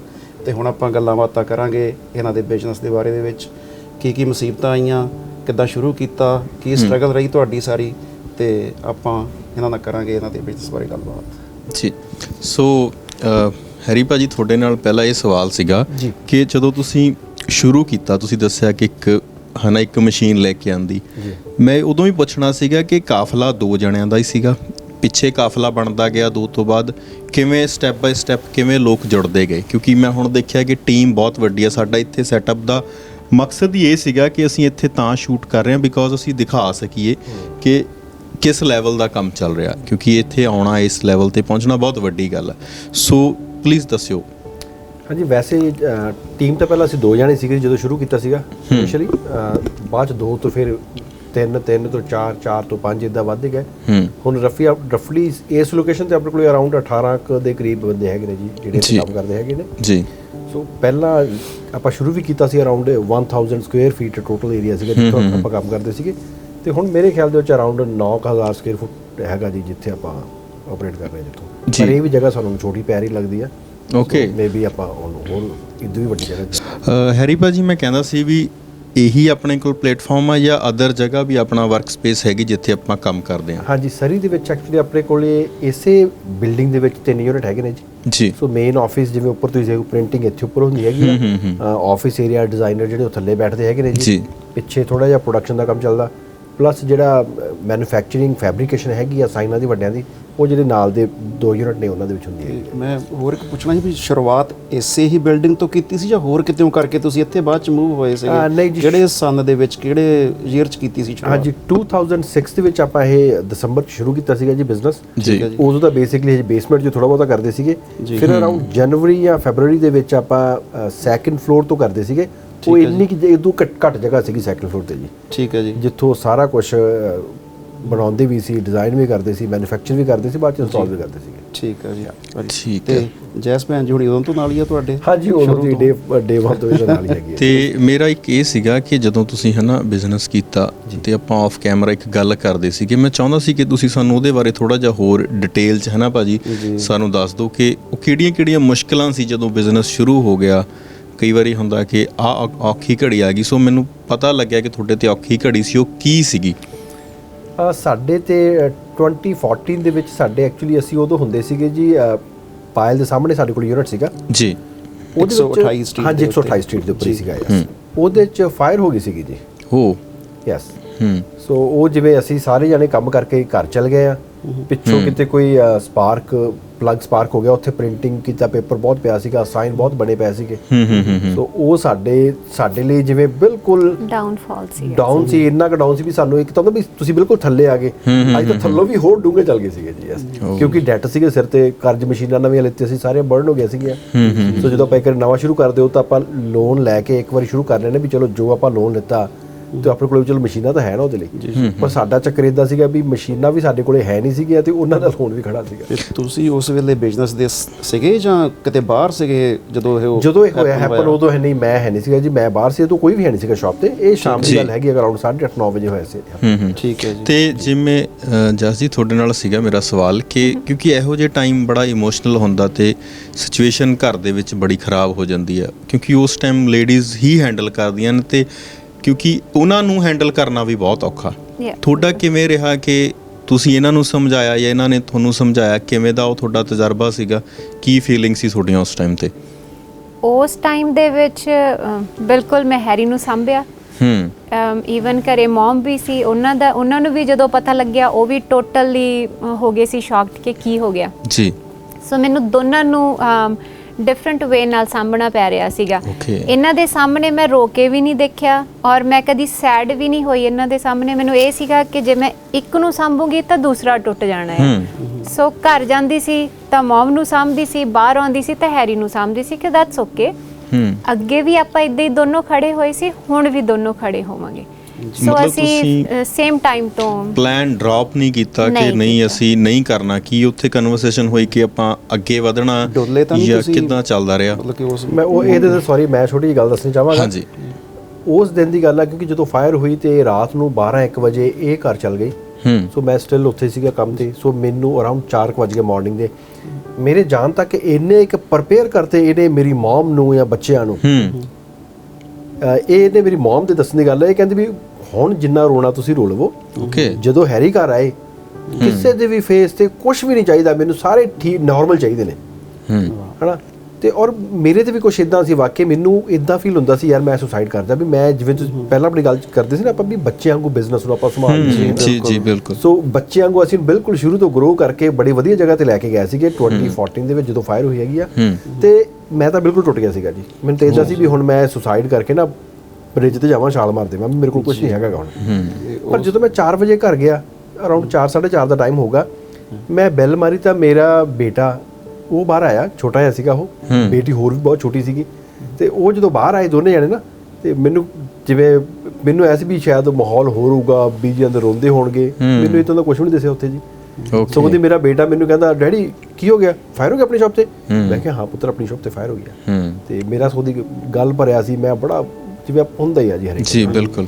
ਸੋ ਉਹ ਮੈਨੂੰ ਕਹਿੰਦਾ ਡੈਡੀ ਕੋਈ ਗੱਲ ਨਹੀਂ, ਫਿਕਰ ਕਰਨ ਦੀ ਲੋੜ ਨਹੀਂ ਗੀ, ਮੇਰੇ ਕੋਲੇ ਮੇਰੀ ਬੁਗਨੀ ਪਈ ਹੈਗੀ ਆ, ਉਹਦੇ ਵਿੱਚ ਬਹੁਤ ਪੈਸੇ ਹੈਗੇ ਨੇ, ਆਪਾਂ ਦੁਬਾਰਾ ਫਿਰ ਤੋਂ ਸ਼ੁਰੂ ਕਰ ਲਾਂਗੇ। ਔਰ ਮੈਨੂੰ ਅੱਜ ਹੀ ਮੈਂ ਗੱਲ ਯਾਦ ਕਰਦਾ, ਮੈਨੂੰ ਕਹਿੰਦਾ ਵੀ ਫਿਰ ਮੈਂ ਕਿਹਾ ਯਾਰ ਜਦੋਂ ਮੇਰੇ ਸਾਰੇ ਜਿਨ੍ਹਾਂ ਨੂੰ ਖੁਸ਼ ਰੱਖਣਾ ਮੈਂ ਇੱਕ ਬਿਜ਼ਨਸ ਤੋਂ ਬਣਾ ਕੇ ਸਾਰਾ ਕੁਝ, ਉਹ ਤਾਂ ਆਲਰੇਡੀ ਖੁਸ਼ ਨੇ, ਮੈਂ ਕਿਉਂ ਤਕਲੀਫ ਚ ਆ। ਜੀ ਇਹ ਬੜੀ ਵੱਡੀ ਗੱਲ ਹੈ, ਬਹੁਤ ਵੱਡੀ ਸਪੋਰਟ ਸੀਗੀ ਜੈਸੀ ਨੇ ਵੀ ਤੁਹਾਨੂੰ ਦਿੱਤੀ ਆ। ਬਿਲਕੁਲ ਯਾਰ। ਸੋ ਉਸ ਤੋਂ ਬਾਅਦ ਫਿਰ ਯਾਰ ਚੱਲ ਜੀ। ਠੀਕ ਹੈ। ਤੇ ਉਸ ਤੋਂ ਬਾਅਦ ਦੇ ਵਿੱਚ ਜਿੱਦਾਂ ਤੁਸੀਂ ਜਦੋਂ ਬਿਜ਼ਨਸ ਸ਼ੁਰੂ ਕੀਤਾ ਸੀਗਾ ਤੇ ਅੱਜ ਇੰਨੇ ਸਾਲ ਹੋ ਚੱਲੇ ਆ, ਤੇ ਤੁਹਾਨੂੰ ਕੀ ਲੱਗਦਾ ਕਿ ਬਿਜ਼ਨਸ ਉੱਥੇ ਹੀ ਖੜਾ ਆ ਜਾਂ ਕੁਝ ਵਾਧਾ ਵੀ ਹੋਇਆ ਆ ਜਾਂ ਘਟਿਆ ਆ ਬਿਜ਼ਨਸ? ਕਿਉਂਕਿ ਸਟਰਗਲ ਬਹੁਤ ਆਈ ਹੋਣੀ ਆ, ਕੰਪੀਟੀਸ਼ਨ ਵੀ ਬਹੁਤ ਹੋਇਆ ਹੋਣਾ ਆ, ਇੱਥੇ ਹੋਰ ਵੀ ਕਾਫੀ ਹੈਗੇ ਆ ਬਿਜ਼ਨਸ, ਤੇ ਕਿੱਦਾਂ ਰਿਹਾ ਸਫ਼ਰ ਤੁਹਾਡਾ ਇਹੋ ਸਾਰਾ ਜੋ ਵੀ ਹੈ? ਡੈਫੀਨਿਟਲੀ ਗਰੋ ਕਰ ਰਹੇ ਹੈਗੇ ਜੀ ਐਵਰੀ ਈਅਰ ਗਰੋ ਕਰ ਰਹੇ ਹੈਗੇ ਆ, ਔਰ ਵਧੀਆ ਚੰਗਾ ਨੰਬਰ ਹੈਗਾ ਜਿਹੜੇ ਨੰਬਰ ਨਾਲ ਅਸੀਂ ਗਰੋ ਕਰ ਰਹੇ ਹੈਗੇ ਆ। ਜੀ ਜੀ। ਉਹ ਜੇ ਆਪਾਂ ਕਹਿ ਲਈ ਵੀ ਸਪੇਸ ਵਾਈਜ਼ ਜਾਂ ਆਪਾਂ ਕਹਿ ਲਈਏ ਫਾਈਨੈਂਸ਼ੀਅਲੀ ਜਾਂ ਆਪਾਂ ਟੀਮ ਦੀ ਗੱਲ ਕਰੀਏ, ਟੀਮ ਕਿੰਨੀ ਹੈਗੀ ਆ ਜੀ। ਸੋ ਬਹੁਤ ਵਧੀਆ ਜੀ। ਆਪਾਂ ਆਲਰੇਡੀ ਐਡਮਿੰਟਨ ਇੱਕ ਲੋਕੇਸ਼ਨ ਖੋਲੀ ਹੈਗੀ ਆ ਜੀ, ਕੈਲਗਰੀ ਆਪਣੀ ਬਿਲਕੁਲ ਤਿਆਰੀ ਚੱਲ ਰਹੀ ਹੈਗੀ, ਆਪਣੇ ਕੋਲ ਸਪੇਸ ਆਲਰੇਡੀ ਬਾਈ ਕੀਤੀ ਵੀ ਹੈਗੀ ਉੱਥੇ। ਸੋ ਵੈਰੀ ਸੂਨ ਆਪਾਂ ਕੰਮ ਤਾਂ ਹੁਣ ਵੀ ਕਰ ਰਹੇ ਹਾਂ ਕੈਲਗਰੀ ਦੇ ਵਿੱਚ, ਬਟ ਪ੍ਰੋਪਰ ਆਫਿਸ ਸੈਟਅਪ ਨਹੀਂ ਹੈਗਾ। ਸੋ ਵੈਰੀ ਸੂਨ ਆਪਾਂ ਉੱਥੇ ਉਹ ਵੀ। ਤੇ ਇੰਡੀਆ ਦੇ ਵਿੱਚ ਵੀ ਤੁਸੀਂ ਦੱਸਦੇ ਸੀ? ਇੰਡੀਆ ਵਿੱਚ ਵੀ ਆਪਣੀ ਲੋਕੇਸ਼ਨ ਹੈਗੀ ਜੀ, ਬਿਲਕੁਲ ਉੱਥੇ ਮੋਗੇ ਸ਼ਹਿਰ ਦੇ ਵਿੱਚ ਸ਼ਾਇਦ ਦੱਸਿਆ। ਸੋ ਜਿਹੜਾ ਕੈਲਗਰੀ ਜਾਂ ਤੁਸੀਂ ਹੋਰ ਏਰੀਆਸ ਕਰ ਰਹੇ ਹੋ, ਤੁਸੀਂ ਉੱਥੇ ਉਹਨਾਂ ਨੂੰ ਕੀ ਫਰੈਂਚਾਈਜ਼ੀ ਟਾਈਪ ਦੇ ਰਹੇ ਹੋ ਜਾਂ ਆਪਣੇ ਲਈ ਪ੍ਰਮੋਟ ਕਰ ਰਹੇ ਹੋ? ਆਪਣੇ ਸੈਟਅਪ ਫਰੈਂਚਾਈਜ਼ ਬੇਸਡ ਹੈਗਾ ਜੀ। ਅੱਛਾ, ਫਰੈਂਚਾਈਜ਼ ਬੇਸਡ ਡਿਪੈਂਡ ਹੈਗਾ, ਬਸ ਜਿਵੇਂ ਐਡਮਿੰਟਨ ਦੇ ਵਿੱਚ ਹੈਗੇ ਨੇ ਨਾ, ਉਹ ਤਾਂ ਮੇਰੇ ਫਰੈਂਡ ਹੀ ਹੈਗੇ ਨੇ। ਸੋ ਤਾਂ ਅਸੀਂ ਦੋਨੇ ਤਰ੍ਹਾਂ ਚੱਲਦੇ ਹੈਗੇ ਆ ਜੀ। ਜਿਵੇਂ ਨਾਲ ਦਾ ਬੰਦਾ ਕੰਫਰਟੇਬਲ ਫੀਲ ਕਰਦਾ ਹੈਗਾ, ਜੇ ਉਹ ਸਿਰਫ ਫੁੱਲ ਫਲੈਜ ਜੌਬ ਕਰਨਾ ਚਾਹੁੰਦਾ, ਸਾਡਾ ਨਾਮ ਯੂਜ਼ ਕਰਕੇ ਅਸੀਂ ਉਸ ਤਰ੍ਹਾਂ ਵੀ ਦਿੰਦੇ ਆ। ਜੇ ਥੋੜੇ ਜਿਹੇ ਅਗਲੇ ਦੇ ਮਨ 'ਚ ਝਿਜਕ ਹੁੰਦੀ ਆ ਵੀ ਕੰਮ ਪਤਾ ਨਹੀਂ ਚੱਲੇਗਾ, ਮੇਰੀ ਇਨਵੈਸਟਮੈਂਟ ਜ਼ਿਆਦਾ ਨਾ ਜੇ, ਉਸ ਕੇਸ ਵਿੱਚ ਅਸੀਂ ਆਪ ਵੀ ਨਾਲ 50% 'ਚ ਆ ਜਾਂਦੇ ਹੈਗੇ, ਜਿੰਨੇ % ਜਾਣਾ ਅਸੀਂ ਆ ਜਾਂਦੇ। ਓਕੇ, ਮਤਲਬ ਤੁਸੀਂ ਇੱਕ ਤਰ੍ਹਾਂ ਕਹਿ ਲਓ ਕਿ ਹੈਲਪ ਵੀ ਕਰ ਦਿੰਦੇ ਹੋ ਕਿ ਚਲੋ ਅਸੀਂ 50-60 ਵੀ ਕਰ ਲੈਂਦੇ, ਫਿਰ 60-40 ਕਰ ਲੈਂਦੇ ਹਾਂ ਚੀਜ਼ਾਂ ਨੂੰ। ਠੀਕ ਆ। ਤੇ ਜੇ ਕਿਸੇ ਨੇ ਗਾਂ ਫਰੈਂਚਾਈਜ਼ ਲੈਣੀ ਹੋਵੇ ਤਾਂ ਮਤਲਬ ਤੁਹਾਡੇ ਨਾਲ ਉਹ ਸੰਪਰਕ ਕਰ ਸਕਦਾ ਹੈ ਜੀ ਕੈਨੇਡਾ ਦੇ ਵਿੱਚ? ਯੈਸ, ਕੈਨੇਡਾ 'ਚ ਕਿਸੇ ਵੀ ਜਗ੍ਹਾ ਦੇ ਉੱਪਰ, ਆਲ ਓਵਰ BC, ਅਲਬਰਟਾ, ਕਿਸੇ ਵੀ ਸਟੇਟ ਦੇ ਵਿੱਚ, ਕਿਉਂਕਿ ਆਪਾਂ ਸਰਵਿਸਿਜ਼ ਆਲਰੇਡੀ ਪ੍ਰੋਵਾਈਡ ਕਰ ਰਹੇ ਹਾਂ। ਮੈਨੀਟੋਬਾ, ਟੋਰਾਂਟੋ, ਹਰ ਜਗ੍ਹਾ ਤੇ ਆਪਾਂ ਸਰਵਿਸ ਦੇ ਰਹੇ ਹੈਗੇ ਹੁਣ ਵੀ ਇੱਥੇ ਬੈਠੇ ਆ ਨਾ। ਟੀਮ ਉੱਥੇ ਭੇਜਦੇ ਹੈਗੇ ਆ ਜਾਂ ਉੱਥੋਂ ਬੰਦੇ ਆਊਟਸੋਰਸ ਕਰਦੇ ਹੈਗੇ ਆ, ਸਮਾਨ ਇੱਥੋਂ ਬਣਾ ਕੇ ਭੇਜਦੇ ਆ। ਜੀ ਜੀ। ਤੇ ਭਾਜੀ ਇੱਕ ਸੌਰੀ ਤੁਹਾਡੀ ਗੱਲ ਵਿੱਚ ਆ, ਤੇ ਮੈਂ ਇਹ ਕਹਿੰਦਾ ਸੀ ਕਿ ਜਿਵੇਂ ਤੁਸੀਂ ਕਿਹਾ ਕਿ ਉਸ ਟਾਈਮ ਤੁਸੀਂ 2 ਜਣੇ ਸੀਗੇ, ਤੇ ਦੋਨਾਂ ਨੂੰ ਕਿਵੇਂ, ਕਿਉਂਕਿ ਇੱਥੇ ਜਿਵੇਂ ਹੁਣ ਮੈਂ ਫਲੈਕਸੀ ਇੰਡੀਆ ਦੇ ਹਿਸਾਬ ਨਾਲ ਕਹਿੰਦਾ ਕਿ ਫਲੈਕਸ ਬੋਰਡ ਲਾਉਣੇ ਜਾਂ ਸਾਈਨ ਬੋਰਡ ਲਾਉਣੇ ਜਾਂ ਬਹੁਤ ਸਾਰੀਆਂ ਚੀਜ਼ਾਂ ਆਉਂਦੀਆਂ, ਸਟੀਕਰਸ ਦਾ ਕੰਮ ਆ, ਤਾਂ ਕਿੱਦਾਂ ਮੈਨੇਜ ਕਰਦੇ ਸੀਗੇ? ਕਿ ਖੁਦ ਆਪਰੇਟ ਕਰਦੇ ਸੀ ਜਾਂ ਕੋਈ ਬਾਹਰੋਂ ਹਾਇਰ ਕਰਦੇ ਸੀ ਪਰ ਆਰ? ਤੇ ਕਿੱਦਾਂ ਦਾ ਸੀ ਉਹ ਮਾਹੌਲ? ਸਟਾਰਟਿੰਗ ਵਿੱਚ ਤਾਂ ਵੀਰ ਜੀ ਖੁਦ ਹੀ ਆਪਰੇਟ ਕਰਦੇ ਸੀਗੇ ਜੀ। ਜਿਵੇਂ ਜੈਜ਼ ਮੈਨੂੰ ਹਜੇ ਵੀ ਯਾਦ ਹੈਗਾ, ਜੈਜ਼ ਪੌੜੀ ਤੇ ਖੜ ਕੇ ਮੇਰੇ ਨਾਲ ਸਾਈਨ ਲਵਾਉਂਦੀ ਸੀ ਕਿ ਜਦੋਂ ਇਹ ਪ੍ਰੈਗਨੈਂਟ ਸੀਗੀ। ਓਕੇ, ਬਾਹਰ ਖੁਦ ਜਾ ਕੇ ਮੇਰੇ ਨਾਲ ਜਾ ਕੇ ਜਾਂ ਆਊਟਸੋਰਸ ਜਿਹੜੇ ਬਾਹਰ ਜਾ ਕੇ ਲੱਕੜਾਂ ਕੱਢ ਕੇ ਸਾਈਨ ਲਗਾਉਣੇ, ਉਹ ਸਾਰਾ ਨਾਲ ਕਰਵਾਉਂਦੀ ਰਹੀ ਹੈਗੀ। ਅੱਛਾ। ਤੇ ਮਤਲਬ ਕਿ ਸਾਥ ਰਿਹਾ ਸ਼ੁਰੂ ਤੋਂ? ਤੁਹਾਨੂੰ ਨਹੀਂ ਕਦੇ ਇਦਾਂ ਲੱਗਿਆ ਵੀ ਰਾਤੀ ਕਦੇ ਵੀ ਆਪਾਂ ਨੂੰ ਕੋਈ ਬੰਦਾ ਰੱਖਣਾ ਚਾਹੀਦਾ ਵੀ ਜਾਂ ਹੋਰ ਕਰ ਲਈਏ, ਜਾਂ ਤੁਸੀਂ ਕੰਫਰਟੇਬਲੀ ਕਰਦੇਗੇ ਤਾਂ ਕਾਫਲਾ ਨਿਕਲਦਾ ਗਿਆ ਪਿੱਛੋਂ? ਸਟਾਰਟਿੰਗ ਵਿੱਚ ਵੀ ਨਹੀਂ ਸੀ ਲੱਗਦਾ ਕਿ ਸਾਨੂੰ ਕੋਈ ਹਾਇਰ ਕਰਨਾ ਚਾਹੀਦਾ, ਕਿਉਂਕਿ ਆਬਵੀਅਸਲੀ ਨਵਾਂ ਬਿਜ਼ਨਸ ਸੀ, ਅਫੋਰਡ ਨਹੀਂ ਸੀ ਕਰਦੇ, ਹੈ ਨਾ ਜੀ। ਜਿਵੇਂ ਜਿਵੇਂ ਅਸੀਂ ਗਰੋ ਕੀਤਾ, ਫਿਰ ਸਾਨੂੰ ਹੋਇਆ ਕਿ ਨਹੀਂ, ਹੁਣ ਇੱਥੇ 2 ਜਾਣੇ ਅਸੀਂ ਥੋੜੇ ਰਹਿ ਜਾਂਦੇ ਆ, ਸਾਨੂੰ ਇੱਕ ਹੋਰ ਬੰਦਾ ਚਾਹੀਦਾ ਜੀ। ਫਿਰ ਅਸੀਂ ਇੱਕ ਜਾਣਾ ਹਾਇਰ ਕੀਤਾ, ਡਿਜ਼ਾਈਨਰ ਹਾਇਰ ਕੀਤਾ ਜੀ। ਹੈਰੀ ਬਾਹਰ ਕੰਮ ਕਰਦੇ ਸੀ, ਮੈਂ ਆਫਿਸ 'ਚ ਬੈਠਦੀ ਸੀ ਆਪਣੀ ਜੌਬ ਤੋਂ ਬਾਅਦ, ਤਾਂ ਡਿਜ਼ਾਈਨਰ ਡਿਜ਼ਾਈਨ ਕਰਦਾ ਸੀ ਸਾਰਾ। ਸੋ ਅਸੀਂ ਤਿੰਨਾਂ ਨੇ, ਟੀਮ ਨੇ ਰਲ ਕੇ ਕੰਮ ਕੀਤਾ। ਫਿਰ ਕਰਦੇ 1 2 3 ਤੇ ਅੱਜ ਅਸੀਂ 18 ਜਾਣਿਆਂ ਦੀ ਟੀਮ ਹੈਗੀ ਆ। ਕੀ ਬਾਤ ਹੈ। ਸੋ ਸਾਨੂੰ ਹੁਣ ਉਹ ਵੀ ਜਿਹੜਾ ਕਰੂ ਆ ਘੱਟ ਲੱਗਦਾ ਕਿਸੇ ਹੱਦ ਤੱਕ, ਕਿ ਸਾਡਾ ਕੰਮ ਜਿਹੜਾ ਆ ਉਹ ਕਦੀ ਨਾ ਕਦੀ ਰਹਿ ਜਾਂਦਾ ਆ। ਤੇ ਜਦੋਂ ਆਪਣੇ ਫਾਇਰ ਹੋਇਆ ਸੀ ਉਦੋਂ ਕਿੰਨੇ ਕੁ ਲੋਕ ਸੀਗੇ ਆਪਣੇ EMPLOYE, ਕਿੰਨੇ ਕੁ ਸੀਗੇ ਕਿ ਉਸ ਟਾਈਮ? ਉਦੋਂ ਆਪਣੇ ਕੋਲੇ ਅਰਾਊਂਡ 9-10 ਦੇ ਕਰੀਬ ਸੀ, 9 ਜਾਣੇ ਸੀ। ਤੇ ਉਹਨਾਂ ਨੂੰ ਫਿਰ ਛੁੱਟੀ ਤੇ ਭੇਜਿਆ ਜਾਂ ਕਿੱਦਾਂ ਕਰਿਆ ਉਹਨਾਂ ਨਾਲ? ਹਾਂਜੀ, ਬਹੁਤ ਸ਼ਾਰਟ ਟਾਈਮ ਆਫ ਪੀਰੀਅਡ ਥੋੜੇ ਜਿਹੇ ਬੰਦਿਆਂ ਨੂੰ ਅਸੀਂ ਮੇਰੇ ਖਿਆਲ ਮਹੀਨਾ 2 ਮਹੀਨੇ ਲਈ ਭੇਜਿਆ ਛੁੱਟੀ ਤੇ, ਪਰ ਜਦੋਂ ਸਾਨੂੰ ਜਗ੍ਹਾ ਅਗਲੀ ਮਿਲ ਗਈ ਜੀ, ਤੇ ਉਹ ਫਿਰ ਅਸੀਂ ਬੈਕ ਟੂ। ਤੁਸੀਂ ਉਹ ਕਹਿੰਦੇ ਸਮਾਂ ਨਹੀਂ ਪੈਣ ਦਿੱਤਾ, ਨਾਲ ਦੀ ਨਾਲ ਤੁਸੀਂ ਉਹਨੂੰ ਰਨ ਕਰ ਦੇਗੇ ਚੀਜ਼ਾਂ ਨੂੰ। ਕਿੰਨੀ ਕੁ ਦੇਰ ਤੱਕ ਫਿਰ ਬੰਦ ਰੱਖਣਾ ਪਿਆ ਸੀ ਇਹ ਸਾਰਾ? ਸਾਨੂੰ ਐਕਚੁਅਲੀ ਬੰਦ ਤਾਂ ਨਹੀਂ ਅਸੀਂ ਰੱਖਿਆ ਜੀ, ਉਹ ਇਸ ਤਰ੍ਹਾਂ ਵੀ ਕੁਝ ਮੇਰੇ ਫਰੈਂਡ ਸਰਕਲ ਦੇ ਸੀ ਜਿਹੜੇ ਸੇਮ ਫੀਲਡ ਵਿੱਚ ਸੀਗੇ, ਸੋ ਮੈਂ ਉਹਨਾਂ ਦੀਆਂ ਮਸ਼ੀਨਾਂ ਯੂਜ਼ ਕਰਕੇ ਕੰਮ ਚਲਾਉਂਦੇ ਰਹੇ ਅਸੀਂ। ਸਾਡੇ ਕੋਲ ਆਪਣੀ ਜਗ੍ਹਾ ਹੈ ਨਹੀਂ ਸੀਗੀ, ਸਾਡੇ ਕੋਲ ਤਾਂ ਸਭ ਕੁਝ, ਈਵਨ ਜਦੋਂ ਬਾਹਰ ਕੰਮ ਕਰਨਾ ਸਾਡੇ ਮੇਨ ਟੂਲ ਕਈ ਨਾਈਫ ਜਾਂ ਸਕੀਊਜ਼ ਹੀ ਸਾਡੇ ਕੋਲ ਹੁੰਦੀ ਹੈਗੀ, ਰਬੜ ਦਾ ਪੀਸ ਹੁੰਦਾ ਹੈਗਾ ਜੀ, ਉਹ ਵੀ ਨਹੀਂ ਲੱਭਦੇ ਸੀਗੇ ਸਾਨੂੰ। ਓਕੇ। ਫਿਰ ਮੈਨੂੰ ਉਸ ਵੇਲੇ ਇੱਕ ਉਹ ਯਾਦ ਆਉਂਦਾ ਹੁੰਦਾ ਕਿ ਯਾਰੀ ਇੱਕ ਸ਼ਰਾਬੀ ਮੂਵੀ 'ਚ ਕਹਿੰਦੇ ਹੁੰਦੇ ਆ ਜੀ, ਡਾਇਲੌਗ ਸੀਗਾ ਇੱਕ ਵੀ, ਅੱਜ ਇਤਨੀ ਵੀ ਮੈਂ ਨਹੀਂ ਮੈਂ ਖਾਨੇ ਮੇ, जितनी हम छोड़ दिया करते थे पैमाने में। ਕੀ ਬਾਤ ਹੈ। ਉਦੋਂ ਜ਼ਿਆਦਾ ਅਸੀਂ ਵੈਸੇ ਸਮਾਨ ਸਾਡਾ ਖਰਾਬ ਹੁੰਦਾ ਰਹਿੰਦਾ, ਪਰ ਜਿੰਨਾ ਅਸੀਂ ਸਮਾਨ ਖਰਾਬ ਕਰ ਦਿੰਦੇ ਸੀ ਉਸ ਵੇਲੇ ਵੀ, ਉਹਦਾ 10ਵਾਂ ਹਿੱਸਾ ਵੀ ਸਾਨੂੰ ਲੱਭ ਨਹੀਂ ਰਿਹਾ ਸੀ ਵੀ ਅਸੀਂ ਉਹਨੂੰ ਯੂਜ਼ ਕਰੀਏ। ਅਪ ਡਾਊਨ ਆਉਂਦੇ ਰਹਿੰਦੇ ਆ ਜੀ, ਪਰ ਫਿਰ ਵੀ ਤੁਸੀਂ ਹੌਸਲਾ ਨਹੀਂ ਹਾਰਿਆ, ਤੁਸੀਂ ਲੱਗੇ ਰਹੇ ਤੇ ਤੁਹਾਨੂੰ ਜੈਸੀ ਦਾ ਸਾਥ ਰਿਹਾ ਤੇ ਉਹਨਾਂ ਨੂੰ ਤੁਹਾਡਾ ਸਾਥ ਰਿਹਾ। ਔਰ ਜਦੋਂ ਫਾਇਰ ਹੋਈ ਈਵਨ ਉਸ ਤੋਂ ਬਾਅਦ ਅਸੀਂ 6 ਮਹੀਨੇ ਸਾਲ ਬਾਅਦ ਜਦੋਂ ਨੰਬਰਸ ਚੈੱਕ ਕੀਤੇ ਵੀ ਆਪਾਂ ਕੀ ਲਾਸ ਕੀਤਾ, ਤਾਂ ਐਕਚੁਅਲ ਵਿੱਚ ਉਹ ਬੜੇ ਸਰਪ੍ਰਾਈਜ਼ਿੰਗ ਸੀਗੇ ਨੰਬਰ ਉਹ। ਅੱਛਾ, ਮਹੀਨਾ ਤਾਂ ਅਸੀਂ ਬਹੁਤ ਡਾਊਨ ਗਏ, ਮਹੀਨਾ ਡੇਢ ਮਹੀਨਾ, ਬਟ ਉਸ ਤੋਂ ਬਾਅਦ 'ਚ ਇੰਨੀ ਇੱਕ ਅਸੀਂ ਸੀਗੇ ਉਦੋਂ ਜੀ ਅਰਾਊਂਡ 3000 ਸਕੁਅਰ ਫੁੱਟ ਸਪੇਸ ਦੇ ਵਿੱਚ ਸੀ। ਅੱਛਾ, ਉਸ ਤੋਂ ਬਾਅਦ ਸਾਨੂੰ ਜਾਣਾ ਪੈ ਗਿਆ ਅਰਾਊਂਡ 1200 ਸਕੁਅਰ ਫੁੱਟ ਸਪੇਸ ਦੇ ਵਿੱਚ। ਪਰ 1200 ਸਕੁਅਰ ਫੁੱਟ ਦੇ ਵਿੱਚ ਵੀ ਸਪੇਸ 'ਚੋਂ ਅਸੀਂ ਨੰਬਰ ਜਿਹੜੇ ਜੀ ਅਰਾਊਂਡ 25-30% ਅਪ ਕਰਤੇ। ਵੈਰੀ ਗੁੱਡ, ਕੀ ਬਾਤ ਹੈ। ਇੰਨਾ ਮਿਹਨਤ ਕੀਤੀ ਤਾਂ ਉਹ ਸਾਨੂੰ ਮੇਰਾ ਅਕਾਊਂਟੈਂਟ ਅਸੀਂ ਕਹਿੰਦਾ ਇਹ ਕਿਵੇਂ ਹੋ ਗਿਆ, ਤੇਰੇ ਕੋਲ ਤਾਂ ਜਗ੍ਹਾ ਵੀ ਘੱਟ ਸੀਗੀ, ਬੰਦੇ ਵੀ 1-2 ਘੱਟ ਗਏ ਸੀਗੇ, ਔਰ 1 ਮਹੀਨਾ ਆਪਾਂ ਨੂੰ ਬੰਦ ਵੀ ਕਰਨਾ ਪੈ ਗਿਆ। ਪਰ ਮੈਨੂੰ ਪਤਾ ਵੀ ਉਸ ਤੋਂ ਜਦੋਂ ਆਪਾਂ 2006 'ਚ ਸ਼ੁਰੂ ਕੀਤਾ ਸੀਗਾ ਜੀ, ਬਹੁਤ ਜ਼ਿਆਦਾ ਐਫਰਟ ਨਾਲ, ਬੜੀ ਐਫਰਟ ਨਾਲ ਜੀ, ਤੇ ਜਿਵੇਂ ਜਿਵੇਂ ਆਪਾਂ ਗਾਂਹ ਚੱਲਦੇ ਜਾਂਦੇ ਨਾ, ਆਪਾਂ ਕਈ ਵਾਰ ਲੇਜ਼ੀ ਹੋਣਾ ਸ਼ੁਰੂ ਹੋ ਜਾਂਦੇ ਹੈਗੇ। ਆਪਾਂ ਕਹਿੰਦੇ ਵੀ ਕੋਈ ਗੱਲ ਨਹੀਂ, ਬੰਦੇ ਕੰਮ ਕਰ ਰਹੇ ਨੇ, ਆਪਾਂ ਰਿਲੈਕਸ ਕਰੋ, ਇੱਦਾਂ ਹੁੰਦਾ। ਸਾਡੇ ਨਾਲ ਵੀ ਹੋਇਆ ਇੱਦਾਂ, ਅਸੀਂ ਵੀ ਇੱਦਾਂ ਕੀਤਾ। ਬਟ ਜਦੋਂ 2014 ਦੇ ਵਿੱਚ ਫਾਇਰ ਹੋਈ ਤਾਂ ਫਿਰ ਉਹ ਜਿਹੜਾ ਲੇਜ਼ੀ ਬੁਣਾ ਛੱਡ ਕੇ ਨਾ, ਕਹਿੰਦੇ ਵੀ ਲੋਈ ਲਾ ਕੇ ਝਾੜ ਕੇ ਪਾਸੇ ਸਿੱਟਦੀ, ਤੇ ਫਿਰ ਆਪ ਫਿਰ ਹਥਿਆਰ ਚੱਕ ਲਏ ਜੀ। ਸੋ ਫਿਰ ਅਸੀਂ ਦਿਨ ਨਹੀਂ ਦੇਖੀ, ਰਾਤ ਨਹੀਂ ਦੇਖੀ, ਜਿਵੇਂ 2006-07 'ਚ ਪਹਿਲਾਂ ਕਰਦੇ ਵੀ ਰਾਤ ਨੂੰ 12-1 ਵੀ ਵੱਜਦੇ ਰਹੇ ਕੰਮ ਤੇ, ਉੱਦਾਂ ਫਿਰ ਕੀਤਾ ਜੀ। ਫਿਰ ਉਹਨਾਂ ਨੇ ਅਕਾਊਂਟੈਂਟ ਦੱਸਿਆ ਵੀ ਅਸੀਂ ਮਿਹਨਤ ਬਹੁਤ ਕੀਤੀ ਦੁਬਾਰਾ, ਫਿਰ ਵੀ ਅਸੀਂ ਬੈਕ ਟੂ ਨਾਰਮਲ ਲੈ ਕੇ ਆਉਣਾ, ਬਟ ਨਾਰਮਲ ਛੱਡ ਅਸੀਂ ਫਿਰ ਐਕਚੁਅਲੀ ਪਹਿਲੇ ਸਾਲ ਵਿੱਚ ਵੀ ਅਸੀਂ ਰਿਕਵਰ ਕਰ ਗਏ ਸੀ ਬੜੇ ਆਰਾਮ ਨਾਲ। ਤੇ ਸੋਨੀ ਭਾਈ ਨੇ ਗੱਲ ਕਰੀ ਸੀਗੀ ਕਿ ਜਿਵੇਂ ਕਿ ਕੰਪੀਟੀਸ਼ਨ ਵੱਧਦਾ ਜਾਂਦਾ, ਤੇ ਆਪਣੇ ਬਿਜ਼ਨਸ ਤੇ ਤੁਹਾਨੂੰ ਕੀ ਲੱਗਦਾ ਕਿ ਇਹਦਾ ਇਫੈਕਟ ਪੈਂਦਾ, ਜਾਂ ਆਪਾਂ ਉਸ ਦੇ ਹਿਸਾਬ ਨਾਲ ਵੀ ਆਪਣਾ ਸਟੇਬਲ ਹੀ ਉਸ ਤਰੀਕੇ ਨਾਲ ਚੱਲਦਾ? ਨਹੀਂ, ਕੰਪੀਟੀਸ਼ਨ ਤਾਂ ਹੁਣ ਹਰੇਕ ਫੀਲਡ ਵਿੱਚ ਹੀ ਹੈਗਾ ਜੀ, ਬਟ ਹੈਲਦੀ ਕੰਪੀਟੀਸ਼ਨ ਹੋਵੇ ਜਿਹੜਾ ਕਈ ਬੰਦੇ ਆਪਣੇ ਸਟਾਰਟਿੰਗ ਸ਼ਾਇਦ ਹੁਣ ਵੀ ਕਰਦੇ ਹੋਣਗੇ, ਮੈਂ ਨੋਟਿਸ ਨਹੀਂ ਕੀਤਾ ਕਿਤੇ, ਬਟ ਪਹਿਲਾਂ ਕੀ ਇੱਦਾਂ ਹੁੰਦਾ ਸੀ, ਬੰਦੇ ਕੋਈ ਹੋਰ ਜੌਬ ਕਰਦੇ ਹੈਗੇ ਆ, ਬਟ ਉਹ ਆਪਦੇ ਆਪ ਨੂੰ ਉਹਨਾਂ ਨੇ ਇੰਡੀਆ 'ਚ ਇਹ ਵੀ ਕੰਮ ਕੀਤਾ, ਉਹ ਫਿਰ ਉਹ ਕਹਿੰਦੇ ਹੈਗੇ ਯਾਰ ਆਪਾਂ ਘਰੇ ਵੀ ਤਾਂ ਸੈਟਰਡੇ ਸੰਡੇ ਰਹਿੰਦੇ ਆ, ਵੀ ਕਿਉਂ ਨਾ ਆਪਾਂ $15-20 ਬਾਹਰ ਲੈਣੇ ਹੈਗੇ, ਤੇ ਜੇ $15 ਆਪਾਂ ਨੂੰ ਇੱਥੇ ਮਿਲ ਜਾ ਕਰਨ, ਆਪਾਂ ਕਸਟਮਰ ਦਾ ਕੰਮ ਕਰ ਦਈਏ ਜੀ।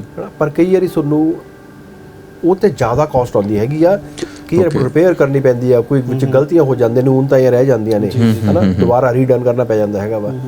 ਇਸ ਚੱਕਰ ਦੇ ਵਿੱਚ ਜੇ ਤਾਂ ਕੰਪੀਟੀਸ਼ਨ ਦੇਣ ਵਾਲੇ ਬੰਦੇ ਵਧੀਆ ਤਰੀਕੇ ਨਾਲ ਕੰਮ ਕਰ ਰਿਹਾ, ਪ੍ਰੋਪਰ ਪ੍ਰਾਈਸ ਲੈ ਰਿਹਾ, ਫਿਰ ਕੋਈ ਮਾੜਾ ਨਹੀਂ ਹੈਗਾ, ਕੰਪੀਟੀਸ਼ਨ ਵਧੀਆ ਹੁੰਦਾ ਜੀ।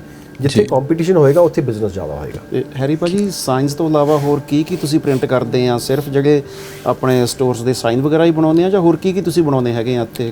ਅਸੀਂ ਸਾਡਾ ਮੇਨ ਲਾਈਨ ਹੈਗੇ ਜੀ, ਜਿਹੜੇ ਸਟੋਰਾਂ ਦੇ ਬਾਹਰ ਸਾਈਨ ਲੱਗਦੇ ਨੇ ਲਾਈਟਾਂ ਵਾਲੇ ਚੈਨਲ ਲੈਟਰ ਜੀ, ਉਹ ਆਪਾਂ ਬਣਾਉਂਦੇ ਹੈਗੇ ਆ ਜੀ। ਹਰ ਇੱਕ ਤਰ੍ਹਾਂ ਦੀ ਪ੍ਰਿੰਟਿੰਗ ਆਪਾਂ ਕਰਦੇ ਹੈਗੇ ਆ ਜੀ। ਫਿਰ ਜਿਹੜੀਆਂ ਕਾਰਾਂ ਰੈਪ ਹੁੰਦੀਆਂ ਨੇ ਜੀ, ਉਹ ਕਾਰਾਂ ਆਪਾਂ ਰੈਪ ਕਰਦੇ ਆ ਜੀ। ਠੀਕ ਹੈ ਜੀ। ਜਾਂ ਹੋਰ ਲਾਈਟ ਬਾਕਸ ਮੈਨੂਫੈਕਚਰਿੰਗ, ਟਰੱਕਿੰਗ ਦੇ ਸਾਈਨ ਬਹੁਤ, ਟੈਕਸੀਜ਼ ਦੇ ਸਾਈਨ ਆਪਾਂ ਬਹੁਤ ਕਰਦੇ ਹੈਗੇ ਆ ਜੀ। ਠੀਕ ਹੈ ਜੀ। ਤੇ ਹੋਰ ਜਿਹੜੀਆਂ ਅਖਬਾਰਾਂ ਵਗੈਰਾ ਉਧਰ ਨਹੀਂ ਹੁੰਦਾ ਤੁਸੀਂ? ਤੇ ਇਹ ਤੁਹਾਨੂੰ ਕਿੱਦਾਂ, ਇਹ ਕੋਈ ਪ੍ਰਾਈਵੇਟਲੀ ਆਉਂਦਾ ਜਾਂ ਕਈ ਵਾਰ ਜਾਂ ਗਵਰਨਮੈਂਟ ਤੋਂ ਕਿੱਦਾਂ, ਇਹ ਵੀ ਕੰਮ ਕਿੱਦਾਂ ਚੱਲਦਾ? ਕਿ ਇੱਕ ਤਾਂ ਹੁੰਦਾ ਕਿ ਕੋਈ ਟੈਂਡਰ ਮਿਲ ਜਾਂਦਾ, ਜਿਵੇਂ ਕਿ ਆਹ ਟਰੱਕਿੰਗ ਕੰਪਨੀ ਨੇ ਸਾਨੂੰ ਕਹਿਤਾ ਵੀ ਤੁਸੀਂ ਸਾਡੇ 50 ਟਰੱਕ ਨੇ, ਇਹਨਾਂ ਦੇ ਕਰੋ, ਜਾਂ ਇੰਡੀਵਿਜੂਅਲੀ ਕਸਟਮਰ ਜ਼ਿਆਦਾ? ਇੰਡੀਵਿਜੂਅਲ ਕਸਟਮਰ ਜ਼ਿਆਦਾ ਨੇ ਜੀ। ਉੱਦਾਂ ਵੀ ਸਾਨੂੰ ਮਿਲਦਾ ਬਿਜ਼ਨਸ, ਜਿਵੇਂ ਆਪਾਂ ਟੈਂਡਰ ਦੀ ਗੱਲ ਕੀਤੀ ਉੱਦਾਂ ਵੀ ਅਸੀਂ ਲੈਂਦੇ ਹਾਂ, ਬਟ ਇੰਡੀਵਿਜੂਅਲ ਕਸਟਮਰ ਜ਼ਿਆਦਾ ਨੇ। ਓਕੇ। ਹੋਰ ਤੁਸੀਂ ਆਪਣਾ ਅੱਗੇ ਗਰੋ ਕਰਨ ਦੇ ਬਾਰੇ ਕੀ ਸੋਚ ਰਹੇ ਆ, ਵੀ ਹੋਰ ਕਿਸੇ ਤਰੀਕੇ ਦਾ ਕਿੱਦਾਂ ਆਪਣੇ ਬਿਜ਼ਨਸ ਗਰੋ ਕੀਤਾ ਜਾ ਸਕਦਾ ਹੈ? ਅਸੀਂ ਆਪਦੇ ਆਪ ਨੂੰ ਬਹੁਤ ਅਪਡੇਟ ਰੱਖਦੇ ਹਾਂ ਜੀ। ਹੁਣ ਤਾਂ ਪਿਛਲੇ 2 ਸਾਲ ਤੋਂ ਕਰੋਨਾ ਚੱਲ ਰਿਹਾ ਹੈ, ਸੋ ਉਹਦੇ ਕਰਕੇ ਮੌਕਾ ਨਹੀਂ ਮਿਲਿਆ ਬਾਹਰ ਜਾਂਦਾ, ਨਹੀਂ ਤਾਂ ਅਸੀਂ ਕਦੀ ਵੀ, ਭਾਵੇਂ ਉਹ ਅਮਰੀਕਾ 'ਚ ਹੋਵੇ, ਦੁਬਈ 'ਚ ਹੋਵੇ, ਚਾਈਨਾ 'ਚ ਹੋਵੇ, ਜਿੰਨੀਆਂ ਵੀ ਸਾਡੇ ਬਿਜ਼ਨਸ ਨਾਲ ਰਿਲੇਟਡ ਐਗਜ਼ੀਬਿਸ਼ਨਸ ਲੱਗਦੀਆਂ ਨੇ, ਅਸੀਂ ਹਰੇਕ ਜਗ੍ਹਾ ਪਹੁੰਚਦੇ ਹੈਗੇ। ਸੋ ਸੋਨੀ ਭਾਜੀ ਨੇ ਕਰੋਨਾ ਦੀ ਗੱਲ ਕੀਤੀ। ਕੋਵਿਡ ਦੇ ਟਾਈਮ ਦੇ ਵਿੱਚ ਕੈਨੇਡਾ 'ਚ ਜਾਂ ਕੀ ਪੂਰੇ ਵਰਲਡ 'ਚ ਸਾਰਿਆਂ ਦਾ ਹਾਲ ਮੰਦੀ 'ਚ ਆ ਗਿਆ ਸੀਗਾ। ਆਪਣਾ ਐਕਸਪੀਰੀਅੰਸ ਕਿਹੋ ਜਿਹਾ ਰਿਹਾ? ਵੀ ਆਪਣੇ ਕੋਵਿਡ ਦੇ ਬੋਰਡ ਲੱਗਦੇ ਰਹੇ? ਪਹਿਲੇ 2 ਮਹੀਨੇ ਦਾ ਸਾਨੂੰ ਵੀ ਬੰਦ ਕਰਨਾ ਪਿਆ ਜੀ। ਅੱਛਾ। ਫਿਰ 2 ਮਹੀਨੇ ਬਾਅਦ ਲੱਗਿਆ ਵੀ ਨਹੀਂ, ਕਿਉਂਕਿ ਸਾਡਾ ਪਲੈਕਸੀ ਜਿਹੜੇ ਸਨੀਜ਼ ਗਾਰਡ ਲੱਗਦੇ ਨੇ ਨਾ ਸੇਫਟੀ ਵਾਸਤੇ, ਅਸੀਂ ਉਹਦਾ ਵੀ ਕੰਮ ਨਾਲ ਸ਼ੁਰੂ ਕੀਤਾ ਜੀ। ਉਹ ਵੀ, ਤੇ ਪਲੱਸ ਜਿਹੜੇ ਸਟਿੱਕਰਸ ਵਗੈਰਾ ਲੱਗਦੇ ਸੀਗੇ ਸੇਫਟੀ ਡਿਸਟੈਂਸ ਦੇ ਨਾ। ਕੀ ਬਾਤ ਹੈ। ਮਤਲਬ ਤੁਸੀਂ ਬਿਜ਼ਨਸ ਨੂੰ ਉਸ ਤਰੀਕੇ ਨਾਲ ਮੋੜ ਲਿਆ, ਜਿਹੜੀ ਨੀਡ ਸੀਗੀ ਉਸ ਵੇਲੇ ਮਾਰਕੀਟ ਦੇ ਵਿੱਚ, ਫਿਰ ਅਸੀਂ ਉਸ ਤਰ੍ਹਾਂ ਦੀ ਪ੍ਰੋਡਕਸ਼ਨ ਸ਼ੁਰੂ ਕਰ ਦਿੱਤੀ ਜੀ। ਸੋ ਇਸ ਪਹਿਲਾਂ ਤਾਂ ਜਿਵੇਂ ਬੰਦੇ 2-3 ਬੁਲਾਉਣੇ ਸ਼ੁਰੂ ਕੀਤੇ, ਪਰ ਮੇਰੇ ਖਿਆਲ 'ਚ ਅਸੀਂ 3 ਮਹੀਨੇ ਬਾਅਦ ਨਾਰਮਲ ਕਰਤਾ ਸੀਗਾ ਜੀ। ਸਾਰੇ ਆ ਗਏ ਸੀਗੇ, ਪਰ ਜੋ ਵੀ ਪ੍ਰੋਟੋਕਾਲ ਸੀਗਾ ਉਹਨੂੰ ਫੋਲੋ ਕਰਦੇ ਸੀ ਸਾਰੇ ਜਣੇ, ਕਿਉਂਕਿ ਮਾਸਕ ਪਾ ਕੇ ਇੱਕ ਦੂਜੇ ਤੋਂ ਡਿਸਟੈਂਸ ਸਾਰੇ ਪ੍ਰੋਪਰ ਕੰਮ ਪ੍ਰੋਟੋਕਾਲ ਤੁਸੀਂ ਕਰਨਾ, ਕਿਉਂਕਿ ਸਟicker ਤੁਹਾਡੇ ਕੋਲੋਂ ਨਿਕਲ ਆਉਂਦੇ ਰਹੇ ਨੇ ਗਵਰਨਮੈਂਟ ਦੇ। ਸੋ ਇਹਦੇ ਨਾਲ ਭਾਜੀ ਮੈਨੂੰ ਲੱਗਦਾ ਕਿ ਆਪਾਂ ਚੀਜ਼ਾਂ ਨੂੰ ਵਾਈਂਡ ਅਪ ਕਰੀਏ। ਸੋ ਮੈਂ ਚਾਹੂੰਗਾ, ਕਿਉਂਕਿ ਸਾਡੇ ਜਿਹੜਾ ਇਸ ਦਾ ਹੈ ਨਾ ਐਪੀਸੋਡ ਦਾ ਥੀਮ ਆ ਬਹਿ ਕੇ ਦੇਖ ਜਵਾਨਾ, ਸਾਡਾ ਮਕਸਦ ਇਹੀ ਹੁੰਦਾ ਕਿ ਜਿਹੜੇ ਨਿਊ ਕਮਰਸ ਇੱਥੇ ਆ ਰਹੇ ਨੇ ਜਾਂ ਕੋਈ ਕਿਸੇ ਵੀ ਤਰੀਕੇ ਨਾਲ ਇੱਥੇ ਪਹੁੰਚ ਰਿਹਾ ਕੈਨੇਡਾ 'ਚ, ਹਰ ਬੰਦਾ ਤਰੱਕੀ ਕਰਨਾ ਚਾਹੁੰਦਾ ਜੀ। ਸੋ ਮੈਂ ਚਾਹੁੰਦਾ ਕਿ ਤੁਸੀਂ ਉਹਨਾਂ ਲਈ ਕੋਈ ਉੱਦਾਂ ਦਾ ਮੈਸੇਜ ਦਿਓ ਕਿ ਉਹ ਵੀ ਤਰੱਕੀ ਦੀ ਰਾਹ 'ਤੇ ਹੋਣ। ਜਿਵੇਂ ਸਾਡਾ ਕਿ ਪਲੱਸ ਟੀਵੀ ਦਾ ਇਹੀ ਹਮੇਸ਼ਾ ਕਹਿੰਦੇ ਆ ਕਿ ਅਸੀਂ ਹਰ ਇੱਕ ਨੂੰ ਨਾਲ ਜੋੜ ਕੇ ਰੱਖੀਏ। ਤੁਹਾਡੇ ਤੋਂ ਕੋਈ ਕੀ ਹੈਲਪ ਲੈ ਸਕਦਾ, ਤੁਹਾਡੇ ਤੋਂ ਕੋਈ ਕਿਸੇ ਨੇ ਪੁੱਛਣਾ ਹੋਵੇ ਕਿ ਭਾਜੀ ਮੈਂ ਆਹ ਕੰਮ ਸ਼ੁਰੂ ਕਰਨਾ, ਮੈਂ ਸ਼ੁਰੂ ਕਰ ਲਾਂ ਜਾਂ ਨਾ ਕਰਾਂ, ਉਹਦੇ ਬਾਰੇ ਪਲੀਜ਼ ਸਾਡੇ ਦਰਸ਼ਕਾਂ ਦੇ ਰੂਬਰੂ ਹੋ ਕੇ ਕਿਉਂਕਿ ਤੁਸੀਂ ਇੱਕ ਬਹੁਤ ਵੱਡੀ ਮਿਸਾਲ ਆ, ਹਸਬੈਂਡ ਵਾਈਫ ਇੱਕ ਜਗ੍ਹਾ ਕੰਮ ਕਰਦੇ ਆ, ਨਹੀਂ ਤਾਂ ਇੱਥੇ ਤਾਂ ਘਰ 'ਚ ਨਹੀਂ ਬਣਦੀ ਹੁੰਦੀ ਤੇ ਤੁਸੀਂ ਘਰੇ ਵੀ ਇਕੱਠੇ, ਬਿਜ਼ਨਸ ਦੇ ਵਿੱਚ ਵੀ ਇਕੱਠੇ, ਇੱਕ ਬਹੁਤ ਵੱਡੀ ਉਹ ਮਿਸਾਲ ਆ। ਤੇ ਕੀ ਕਹਿਣਾ ਚਾਹੋਗੇ ਤੁਸੀਂ ਅੱਜ ਕੱਲ੍ਹ ਦੇ ਜਿਹੜੇ ਨੌਜਵਾਨ ਹੈਗੇ ਆ, ਮੁੰਡੇ ਕੁੜੀਆਂ, ਉਹਨਾਂ ਨੂੰ? ਜੈਸ ਜੀ ਤੁਸੀਂ? ਹਾਂਜੀ ਵੀਰ ਜੀ, ਬਿਲਕੁਲ ਜ਼ਰੂਰੀ ਨਹੀਂਗਾ ਕਿ ਤੁਸੀਂ ਇਕੱਠੇ ਕੰਮ ਨਹੀਂ ਕਰ ਸਕਦੇ। ਬਿਲਕੁਲ ਬਹੁਤ ਲੋਕ ਨੇ ਜਿਹੜੇ ਇਕੱਠੇ ਕੰਮ ਕਰਦੇ ਆ। ਸ਼ਾਇਦ ਜਦੋਂ ਤੁਸੀਂ ਇਕੱਠੇ ਰਹਿ ਕੇ ਕੰਮ ਕਰਦੇ ਹੋ ਜ਼ਿਆਦਾ ਸਕਸੈਸ ਵੱਲ ਨੂੰ ਜਾਂਦੇ ਹੋ, ਕਿਉਂਕਿ ਜਿਹੜੀ ਚੀਜ਼ ਦੇ ਰਾਜ ਤੁਸੀਂ ਦੋਨਾਂ ਨੇ ਰੱਖਣੇ ਆ ਤੇ ਉਹ ਥਰਡ ਪਰਸਨ ਨੂੰ ਨਹੀਂ ਪਤਾ ਚੱਲਦੀ ਹੈਗੀ ਚੀਜ਼, ਹੈ ਨਾ। ਆਪਣੇ ਬਜ਼ੁਰਗ ਵੀ ਕਹਿੰਦੇ ਹੁੰਦੇ ਨੇ ਵੀ ਇੱਕ ਕੱਲਾ 2 11। ਜੇ ਆਪਾਂ ਇਕੱਲੇ ਭੱਜਾਂਗੇ ਤਾਂ ਉਹ ਆਪਾਂ ਜਿਹੜਾ ਜਿੱਥੇ ਪਹੁੰਚਣਾ ਆਪਾਂ ਨਾ ਉੱਥੇ ਸ਼ਾਇਦ ਟਾਈਮ ਲੱਗੂਗਾ, ਪਰ ਜੇ 2 ਰਲ ਕੇ ਭੱਜਦੇ ਹੈਗੇ ਨਾ ਤੇ ਫਿਰ ਉਹ ਵਾਕਿਆ 11 ਜਿੰਨੀ ਪਾਵਰ ਹੁੰਦੀ ਹੈਗੀ ਜੋ ਉਹਦੇ ਵਿੱਚ। ਬਿਲਕੁਲ ਬਹੁਤ ਵਧੀਆ ਗੱਲ। ਪਰ ਜਾਣ ਵਾਸਤੇ, ਸਕਸੈਸ ਵਾਸਤੇ ਪੌੜੀ ਦੇ ਹਰ ਇੱਕ ਟੰਬੇ ਤੇ ਪੈਰ ਹੋਣਾ ਚਾਹੀਦਾ, ਨਾ ਕਿ ਪਹਿਲੇ ਤੋਂ ਐਂਡ ਵਾਲੇ ਤੇ ਪਹੁੰਚ ਜਾਈਏ। ਜਦੋਂ ਅਸੀਂ ਐਂਡ ਤੋਂ ਫਿਰ ਪਹੁੰਚਦੇ ਹਾਂ ਤਾਂ ਆਬਵੀਅਸਲੀ ਥੱਲੇ ਨੂੰ ਆਉਣੇ ਹੋ। ਸੋ ਜਦੋਂ ਵੀ ਯੰਗਸਟਰਸ ਨੂੰ ਤਾਂ ਇਹੀ ਹੈ ਕਿ ਜਦੋਂ ਵੀ ਬਿਜ਼ਨਸ 'ਚ ਜਾਓ ਜਾਂ ਜੌਬ ਵੱਲੀ ਨੂੰ ਜਾਓ, ਸੋ ਬੀ ਓਨੈਸਟ, ਹੈ ਨਾ। ਸੋ ਸਟੈਪ ਬਾਈ ਸਟੈਪ ਜਾਓ ਜਦੋਂ ਵੀ ਜਾਣਾ, ਸੋ ਤੁਸੀਂ ਕਦੇ ਵੀ ਨਹੀਂ ਡਿੱਗਦੇ। Very good. ਹਾਂਜੀ ਭਾਜੀ, ਤੁਸੀਂ ਵੀ ਥੋੜੇ ਜਿਹੇ ਆਪਣੇ ਐਕਸਪੀਰੀਅੰਸ ਦੇ ਨਾਲ ਕੀ ਗਾਈਡੈਂਸ ਦੇਣੀ ਚਾਹੋਗੇ? ਦੇਖੋ ਜੀ, ਪਹਿਲਾਂ ਤਾਂ ਜਿਵੇਂ ਕਹਿ ਰਹੇ ਸੀ ਵੀ ਹਸਬੈਂਡ ਵਾਈਫ ਮੋਸਟਲੀ ਕਿਹਾ ਜਾਂਦਾ ਵੀ ਇਕੱਠੇ ਨਹੀਂ ਕੰਮ ਕਰ ਸਕਦੇਗੇ, ਬਹੁਤ ਜ਼ਿਆਦਾ ਪ੍ਰੋਬਲਮ ਕ੍ਰੀਏਟ ਹੁੰਦੀਆਂ ਨੇ। ਬਟ ਅਸੀਂ ਸਾਡੇ 'ਚ ਬਿਲਕੁਲ ਕਦੀ ਨਹੀਂ ਜੀ। ਪਹਿਲੇ ਇਹ ਜਦੋਂ ਅਸੀਂ ਕੰਮ ਸ਼ੁਰੂ ਕੀਤਾ ਸੀ ਉਦੋਂ ਇਹ 2 ਜੌਬਾਂ ਕਰਦੇ ਸੀਗੇ, ਪਹਿਲਾਂ ਬਾਹਰ ਕੰਮ ਕਰਨਾ, ਬਾਅਦ ਵਿੱਚ ਇਹਨਾਂ ਨੇ ਮੇਰੇ ਨਾਲ ਕਰਨਾ। ਤੇ ਪਰ ਮੇਰੇ ਖਿਆਲ 1 ਸਾਲ ਜਾਂ 1.5 ਸਾਲ ਇੱਦਾਂ ਕੀਤਾ, ਉਸ ਤੋਂ ਬਾਅਦ 'ਚ ਇਹ ਸਾਡੇ ਨਾਲ ਹੀ ਨੇ ਜੀ। ਅਸੀਂ ਇਕੱਠੇ ਕੰਮ ਕਰਦੇ ਹੈਗੇ ਆ ਤੇ ਬੜਾ ਆਨੰਦ ਆ ਜੀ, ਬੜੇ ਖੁਸ਼ ਹਾਂ ਅਸੀਂ। ਔਰ ਮੈਨੂੰ ਲੱਗਦਾ ਵੀ ਜੇ ਅਸੀਂ ਇਕੱਠੇ ਆ ਤਾਂ ਅਸੀਂ ਬੜੀ ਜਲਦੀ ਅੱਗੇ ਵਧ ਰਹੇ ਹੈਗੇ ਆ। ਜੇ ਮੈਂ ਇਕੱਲਾ ਹੁੰਦਾ ਤਾਂ ਸ਼ਾਇਦ ਇੱਥੇ ਅਸੀਂ ਨਹੀਂ ਪਹੁੰਚ ਸਕਦੇ ਸੀ ਜੀ। ਅਸੀਂ ਵੀ ਪਰਮਾਤਮਾ ਤੋਂ ਅਰਦਾਸ ਕਰਦੇ ਹਾਂ ਕਿ ਤੁਹਾਡੇ ਬਿਜ਼ਨਸ ਦੇ ਵਿੱਚ ਹੋਰ ਵਾਧਾ ਹੋਵੇ, ਤੇ ਜੇ ਕਿਸੇ ਨੂੰ ਕੋਈ ਫਰੈਂਚਾਈਜ਼ ਵਗੈਰਾ ਵੀ ਚਾਹੀਦੀ ਹੈਗੀ ਆ ਤਾਂ ਜ਼ਰੂਰ ਜਸਲ ਸਾਇੰਸ ਦੇ ਨਾਲ ਸੰਪਰਕ ਕਰ ਸਕਦਾ ਆ। ਕੈਨੇਡਾ ਦੇ ਵਿੱਚ, ਅਮਰੀਕਾ ਦੇ ਵਿੱਚ, ਜਿੱਥੇ ਵੀ ਕਿਤੇ ਲੋੜ ਹੋਵੇ। ਤੇ ਤੁਹਾਡਾ ਬਹੁਤ ਬਹੁਤ ਧੰਨਵਾਦ। ਤੇ ਪਿਆਰੀ, ਤੁਸੀਂ ਕੁਝ ਕਹਿਣਾ ਚਾਹੋਗੇ? ਭਾਜੀ ਨਹੀਂ, ਮੈਂ ਤਾਂ ਦਰਸ਼ਕਾਂ ਦੇ ਨਾਲ ਹੀ ਬਸ ਇੱਕ ਰੂਬਰੂ ਕਰਨਾ ਚਾਹੁੰਦਾ ਕਿ ਆਪਾਂ ਸਾਰੀਆਂ ਚੀਜ਼ਾਂ ਨੂੰ। ਸੋ ਮੈਂ ਦਰਸ਼ਕਾਂ ਨੂੰ ਇਹੀ ਕਹਿਣਾ ਚਾਹੂੰਗਾ ਕਿ ਚੜ੍ਹਦੀ ਕਲਾ ਵਿੱਚ ਰਹੋ, ਜਿੰਦਾਬਾਦ ਰਹੋ, ਕਿ ਜੋ ਸਾਡੇ ਪੰਜਾਬੀਆਂ ਦਾ ਨਾਰਾ। ਮੈਂ ਇਹੀ ਚਾਹੂੰਗਾ ਕਿ ਇਹਨਾਂ ਦੀ ਲਾਈਫ ਇੱਕ ਸਾਡੇ ਲਈ ਮਿਸਾਲ ਆ, ਕਿਉਂਕਿ ਅਸੀਂ ਹਰ ਵਾਰ ਹਰ ਗੱਲ ਦੇ ਵਿੱਚ ਹਸਬੈਂਡ ਵਾਈਫ ਦਾ ਜ਼ਿਕਰ ਕੀਤਾ, ਤੁਸੀਂ ਵੀ ਸੁਣੋਗੇ। ਉਸ ਦਾ ਕਾਰਨ ਇਹੀ ਸੀ ਕਿ ਸਾਡਾ ਥੀਮ ਸੀਗਾ ਕਿ 2 ਲੋਕ ਇੱਕ ਔਰ ਇੱਕ, ਭਾਜੀ ਨੇ ਕਿਹਾ ਕਿ 11 ਹੁੰਦੇ ਨੇ। ਸੋ ਉਹੀ 1 ਔਰ 1 ਦਾ 11 ਦਾ ਕਾਫਲਾ ਅੱਜ 18, 19, 20 ਤੱਕ ਪਹੁੰਚ ਗਿਆ। ਕਿ ਮੈਂ ਚਾਹੂੰਗਾ ਕਿ ਬਹਿ ਕੇ ਦੇਖ ਜਵਾਨਾ ਸੈਗਮੈਂਟ ਜਿਹੜੇ ਵੀ ਲੋਕ ਜਿਨ੍ਹਾਂ ਤੱਕ ਵੀ ਪਲੱਸ ਟੀਵੀ ਪਹੁੰਚਾ ਰਿਹਾ, ਉਹ ਸਾਰੇ ਸੇਧ ਲੈਣ। ਤੇ ਅਸੀਂ ਨਵੇਂ ਐਪੀਸੋਡ ਦੇ ਵਿੱਚ ਕਿਸੇ ਹੋਰ ਸ਼ਖਸੀਅਤ ਨਾਲ ਮਿਲਦੇ ਹਾਂ। ਉਦੋਂ ਤੱਕ ਲਈ ਰੱਬ ਰਾਖਾ। Thank you.